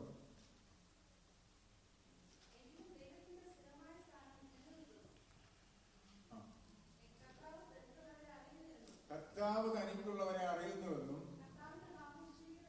കർത്താവിന്റെ നാമം ഉച്ചരിക്കുന്നവനല്ല അനീതി വിട്ടകത്ത് കൊള്ളട്ടെ എന്നുമാകുന്നു അതിന്റെ മുദ്ര. ഈ അനീതിയിൽ നീ നിൽക്കുന്ന കാലത്തോളം നിന്റെ മേലൊരു മുദ്രയില്ല. പിശാചിന് നിന്നെ പാറ്റാൻ നല്ല അവസരമാണ്. ഈ അനീതി വിട്ടകന്ന് നീ ജീവിക്കുമ്പോൾ നിന്റെ മേലൊരു മുദ്രയുള്ളൂ, നിന്നെ തൊടത്തില്ല. ഇതാ ദൈവത്തിന്റെ പ്രത്യേകത. അപ്പൊ ഈ അനീതി എന്ത് ചെയ്യണം? വിട്ടകന്ന് കൊള്ളണം. ഞാനൊരു വാക്കുകൾ നിർത്താൻ പോകാം. ഈ ദൈവസേനയിലെ ലൂക്കോസിന്റെ സുവിശേഷം 10:20 വായിക്കുമ്പോൾ ഞാൻ പറഞ്ഞു, ശിഷ്യന്മാരെ ദൈവം തിരഞ്ഞെടുത്തിട്ട് പറഞ്ഞു, നിങ്ങൾ പോയി സുവിശേഷം അറിയിക്കണം. നിങ്ങൾ പോകും, നിങ്ങൾ ചെല്ലുന്നിടത്തൊക്കെ നിങ്ങൾ കർത്താവിന്റെ വചനം അറിയിക്കണം. സ്വർഗരാജ്യം സമീപിച്ചിരിക്കുന്നു, മാനസാന്തരപ്പെട്ടു മടങ്ങി വരണം എന്ന് നിങ്ങൾ പറയണം. ശിഷ്യന്മാർ പോയി, അവരതുപോലെ ചെയ്തു. മടങ്ങി വന്ന് കർത്താവിനോട് പറഞ്ഞു, കർത്താവേ, ഞങ്ങൾ ഭൂതങ്ങളെ കീഴടക്കി, ഞങ്ങൾക്ക് രോഗികളെ നിങ്ങൾ സൗഖ്യമാക്കി, ഭയങ്കര വീര്യപ്രവൃത്തികൾ നിങ്ങൾ ചെയ്തു എന്ന് പറഞ്ഞ് റിപ്പോർട്ട് കർത്താവിന്റെ മുമ്പിൽ കൊണ്ടുവന്ന് കൊടുത്തു. എന്നിട്ട് കർത്താവിനോട് പറഞ്ഞു, കർത്താവ് ഒരു മറുപടി പറയുന്നുണ്ട്. അതിന്റെ 20-ാം വാക്യം ഒന്ന് വായിച്ചേ. ലൂക്കോസ് 10:20. എങ്കിലും ഭൂതങ്ങൾ നിങ്ങൾക്ക് കീഴടങ്ങുന്നതിലല്ല, നിങ്ങളുടെ പേര് സ്വർഗത്തിൽ എഴുതിയിരിക്കുന്നതിന് നിങ്ങൾ സന്തോഷിക്കണം. നിങ്ങളുടെ പേര് സ്വർഗത്തിൽ എഴുതിയിരിക്കുന്നതിന് നിങ്ങള്, അപ്പൊ പേര് സ്വർഗത്തിൽ എഴുതുമോ? നിന്നെ എന്ന് തെരഞ്ഞെടുത്തോ അന്ന് നിന്റെ പേരെഴുതി. അത് എഴുതിയത് എവിടാന്നറിയാമോ? സ്വർഗത്തില. ഡെൻവർ ശാലയം ചർച്ചക്കോട് സഭയിലെ പേരല്ല, സ്വർഗത്തിലാ പേരെഴുതി. ആ സ്വർഗത്തിൽ ആ പേരെഴുതിയിട്ട് ആ പേര് വിളിക്കുന്ന ഒരു ദിവസമുണ്ട്. നിന്റെ പേര് സ്വർഗത്തിലുണ്ടോ എന്ന് നീ ഒന്ന് ചിന്തിക്കണം. ഇവിടെ ഇരിക്കുന്ന ദൈവമക്കളെ, നെഞ്ചത്ത് കൈവച്ചുകൊണ്ടൊന്ന് പറ, എന്റെ പേര് സ്വർഗത്തിലുണ്ടെന്ന്. ധൈര്യമായിട്ടൊന്ന് പറ. നിങ്ങൾക്ക് പറയാൻ കഴിയുമോ? ഇന്ന് പകൽക്കാലം വാതുറന്നൊന്ന് പറഞ്ഞ് എന്റെ പേര് സ്വർഗത്തിലുണ്ടെന്നൊന്ന് പറയാൻ നിങ്ങൾക്ക് ധൈര്യമുണ്ടോ? പേര് സ്വർഗത്തിലുണ്ട്. കാരണം നിങ്ങളെ വിളിച്ചു വേർതിരിച്ച ദൈവം നിന്റെ പേര് സ്വർഗത്തിൽ എഴുതിയിട്ടുണ്ട്. അതുകൊണ്ടാ പാതാള ഗോപുരങ്ങൾക്ക് നിന്നെ ജയിക്കാൻ കഴിയാത്തത്. പാതാള ഗോപുരങ്ങൾക്ക് നിന്നെ ജയിക്കാൻ കഴിയാത്തതിന്റെ കാരണം നിന്റെ പേര് സ്വർഗത്തിലായതുകൊണ്ടാണ്. പേരുണ്ടോ? നമ്മുടെ എല്ലാം പേര് സ്വർഗത്തിലുണ്ട്. എനിക്ക് നല്ല ബോധ്യമുണ്ട് എന്റെ പേര് സ്വർഗത്തിലുണ്ട്. പേര് സ്വർഗത്തിലില്ലെങ്കിൽ വെളിപ്പാട് പുസ്തകം 20-ാം അധ്യായം 15-ാം വാക്യം. ഞാൻ നിർത്താൻ പോകും. വെളിപ്പാട് പുസ്തകം 20-ന്റെ 15-ാം വാക്യം ഒരാൾ വായിച്ചു.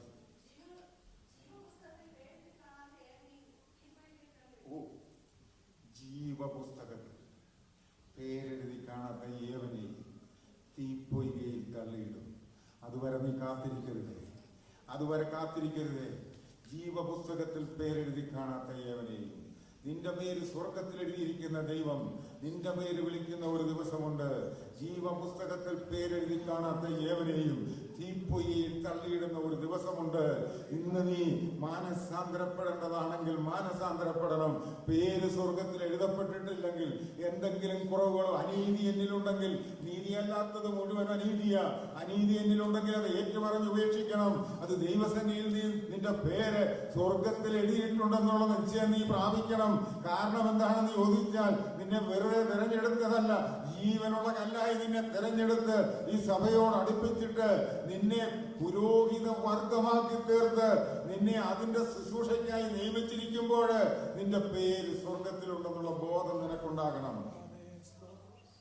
ഇല്ലെങ്കിൽ നീ തള്ളപ്പെടും. യുവവൈദ്യരെ ഇന്ന് പോയൽക്കാൻ ഒരു നിമിഷം നമ്മോട് തന്നെ ഒന്ന് ചോദിച്ചു, കർത്താവേ, എന്റെ പേര് ജീവന്റെ പുസ്തകത്തിലുണ്ട്. പാട്ടുകാരൻ പാടുന്നു, ശവസംസ്കാര സമയത്ത് വല്ലവരും പാടാനല്ല, നമുക്ക് പാടാൻ ആ പാട്ട് നാടൻ സാധിപ്പിക്കുന്നത്. പേർ വിളിക്കുന്ന നേരം കാണും എൻ പേര്, പേർ വിളിക്കുന്ന നേരം കാണും എൻ പേര്. പറയാൻ കഴിയുമോ? പേര് വിളിക്കുന്ന ഒരു ദിവസമുണ്ട്. കർത്താവ് പ്രധാന ദൂതന്റെ ശബ്ദത്തോടും സ്വർഗീയ കാഹളത്തോടും കൂടെ സ്വർഗത്തിൽ നിന്നിറങ്ങി വരികയും തന്റെ ദൂതന്മാരെ അയച്ച് ഭൂമിയുടെ ആരതികളിൽ നിന്ന് തന്റെ വൃതന്മാരെ മരിച്ചവർ മുൻപേ ഉയർത്തെഴുന്നേൽക്കുകയും ജീവനോടെ ശേഷിക്കുന്ന നാം രൂപാന്തരപ്പെട്ട് ക്രിസ്തുവിനോടൊപ്പം ഉയരത്തിലേക്ക് കരയേറിപ്പോണമെങ്കിൽ പേർ വിളിക്കുന്ന ആ ദിവസം എന്റെ പേരവിടെ ഇല്ലെങ്കിൽ ഞാൻ തള്ളപ്പെട്ടു പോകും. കർത്താവേ, അതിനെനിക്ക് ഇടവരരുത്. ഒരു നിമിഷം കണ്ണുകൾ അടച്ച് നമുക്ക് ദൈവസന്നിധിയിൽ ഒന്ന് തീരുമാനമെടുക്കാം. എന്റെ പേര് സ്വർഗത്തിലുണ്ട്. ഞാൻ ഈ സഭയുടെ ഭാഗമാണ്. എന്നെ പണിത് ആ കല്ലോട് കല്ല് ചേർത്തിരിക്കുകയാണ്. എന്റെ കൂടെ ഇരിക്കുന്നവരെല്ലാം എന്നോട് ചേർത്തിരിക്കുന്നവരാണ്. ഇതൊന്നും എന്റെ ശത്രുവല്ല, ശത്രു പിശാചാണ്. അവനോട് എതിർത്ത് നിൽപ്പാനുള്ള ഒരു കഴിവ് ദൈവം എനിക്ക് തന്നിട്ടുണ്ട്. പാമ്പുകളെയും തേളുകളെയും എന്റെ മുടുബലത്തെയും ചവിട്ടുവാനുള്ള അധികാരം എന്റെ മേൽ തന്ന് എന്റെ കർത്താവ് പറഞ്ഞിരിക്കുക. പാതാള ഗോപുരങ്ങൾ നിന്നെ ജയിക്കുകയില്ല എന്ന് നമുക്ക് ധൈര്യമായിട്ട് പറയാം. പിശാചെ, നിനക്കെന്നെ ജയിക്കാൻ കഴിയത്തില്ല. കാരണം എന്താണെന്നറിയാമോ? എന്റെ പേര് സ്വർഗത്തിൽ എഴുതപ്പെട്ടിരിക്കുക. എന്നെ കൊണ്ടുപോകാൻ എന്റെ കർത്താവ് വരും. അതിനായി നമുക്കൊരുങ്ങാം, പ്രാർത്ഥിക്കാം. ദൈവം നമ്മെ അനുഗ്രഹിക്കും.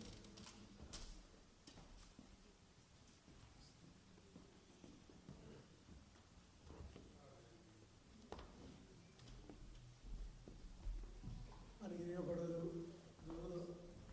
ദേവദാസനോട് കേൾക്കാൻ ദൈവം നമുക്ക് കൃപ തന്നു.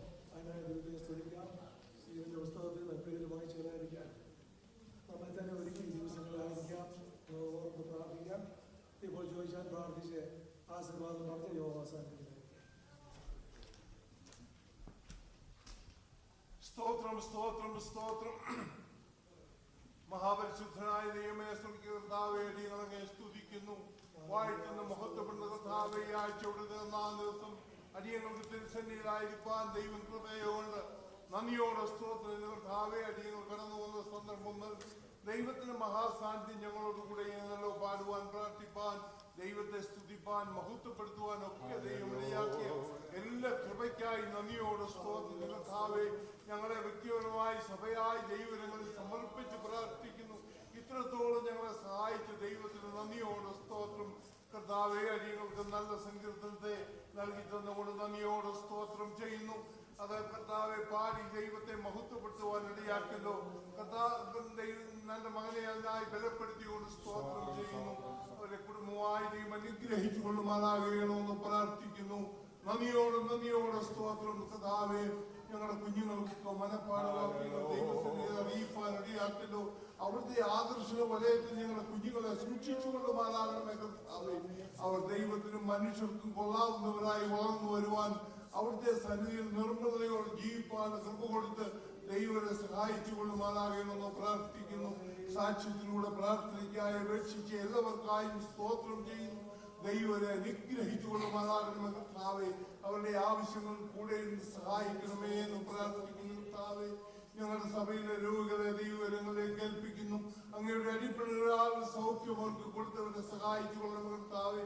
പലരുടെ ആവശ്യങ്ങളാൽ കർത്താവിന്റെ സന്നിധിയിലായിരിക്കുന്ന നിന്റെ കുഞ്ഞുങ്ങളോട് ദൈവം മനസ്സലിയും സ്വർഗത്തിന്റെ കൃപാദികളെ തുറന്ന് ദൈവത്തെ അനുഗ്രഹിക്കുകയും ചെയ്യും പ്രാർത്ഥിക്കുന്നു. നന്ദിയോട് സ്തോത്രം കർത്താവേ. ഞങ്ങളെ നൽകി തന്ന ദൈവത്തിനായി സ്തോത്രം ചെയ്യുന്നു. അങ്ങനെ ദാസനെ അതിനായി ബലപ്പെടുത്തുന്ന കർത്താവേ, വിശുദ്ധിയോടും നിർമ്മലതയോടും ഞങ്ങൾ ജീവിപ്പാനുള്ള ദൈവങ്ങളും ഞങ്ങൾക്ക് നൽകി തന്ന് സഹായിക്കണമേ.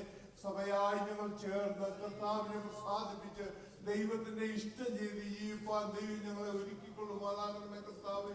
ദിനം തോറും കർത്താവെ, നിമിഷം തോറും ദൈവത്തിൽ നിന്നുള്ള കർത്താവെ കഴികൾ പ്രാപിച്ച് വിശുദ്ധിയോടെ ആയിരിക്കാനുള്ള കൃപ ഞങ്ങൾക്ക് തരണമേ കർത്താവെ. ഞങ്ങളുടെ ഹൃദയവിചാരങ്ങളെക്കുള്ള ദൂരമേ ഗ്രഹിക്കുന്ന കർത്താവെ, തിരുസന്നിയിൽ ഒന്നും മറഞ്ഞിരിക്കുന്നില്ലല്ലോ കർത്താവെ. അതുകൊണ്ട് വിശുദ്ധിയോടെ ജീവിപ്പാൻ, അങ്ങയെ പ്രസാദിപ്പിച്ച് ജീവിപ്പാൻ ഞങ്ങൾക്ക് ഓരോരുത്തർക്കും ദൈവം കൃപ ചെയ്യുന്ന സഹായിക്കണമേ കർത്താവെ. നന്ദിയോടെ സ്തോത്രം. ഞങ്ങളുടെ കർത്താവ് ഈ ആഴ്ച ജീവിപ്പാനുള്ള ദൈവമേ, ഞങ്ങളെവിടെയായി 4 വഴികളെ താങ്ങി കാത്ത് സൂക്ഷിച്ചു കൊള്ളുമാറാകണമെന്ന് പ്രാർത്ഥിക്കുന്നു. ഞങ്ങളുടെ ഈ ദിവസത്തെയോ ഞങ്ങളെ ദൈവം അനുഗ്രഹിക്കണമേ. ഈ ആഴ്ചത്തെ ഞങ്ങളുടെ ഉപവാസ പ്രാർത്ഥന ഏറ്റവും അനുഗ്രഹമായി തീർക്കണമേ. കർത്താവിന്റെ സാന്നിധ്യം ഞങ്ങളോട് കൂടെ ഇരിക്കണമേ. ദൈവം ഞങ്ങളെ അനുഗ്രഹിക്കുമാറാകണമേ. അങ്ങനെ ഞങ്ങളുടെ വിഷയങ്ങളെ എല്ലാം ദൈവസേനയിൽ ഏൽപ്പിച്ച് പ്രാർത്ഥിക്കുന്നു. നന്ദിയോടെ സ്തോത്രം. ഞങ്ങളെ സഭയായി ദൈവജനങ്ങളിൽ പിന്നെയും സമർപ്പിച്ച് പ്രാർത്ഥിക്കുന്ന കർത്താവേ, വചനം ആചരിച്ച് യജമാനെ പ്രസാദിപ്പിച്ച് അവിടുത്തെ ഇഷ്ടം ചെയ്ത് നിമിഷം തോറും ജീവിപ്പാൻ ക്രമന്ന് ഞങ്ങളെ അനുഗ്രഹിച്ചാട്ട് കർത്താവേ. എല്ലാ നിലയിലും എന്റെ ദൈവത്തിന്റെ നാമം ഞങ്ങളിലൂടെ മഹത്വപ്പെടുപ്പാൻ ഇടയാക്കണമേ. പ്രാർത്ഥന കേട്ടുകൊണ്ട് സ്തോത്രം. യേശുവിന്റെ നാമത്തിൽ തന്നെ കർത്താവായ യേശു ക്രിസ്തുവിന്റെ കൃപയും പിതാവായ ദൈവത്തിന്റെ സ്നേഹവും പരിശുദ്ധാത്മാവിന്റെ സംബന്ധവും സഹവാസവും നമ്മോട് നാം ഓർത്ത് പ്രാർത്ഥിച്ച എല്ലാ വിഷയങ്ങളോടും ലോക സകല വിശുദ്ധന്മാരോടും കൂടെ ഇന്നും എന്നേക്കും ഉണ്ടായിരിക്കുമാറാകട്ടെ. ഇത്രത്തോളം ജയം തന്ന ദൈവത്തിന് നന്ദിയോട് സ്തോത്രം. Hallelujah, hallelujah, hallelujah.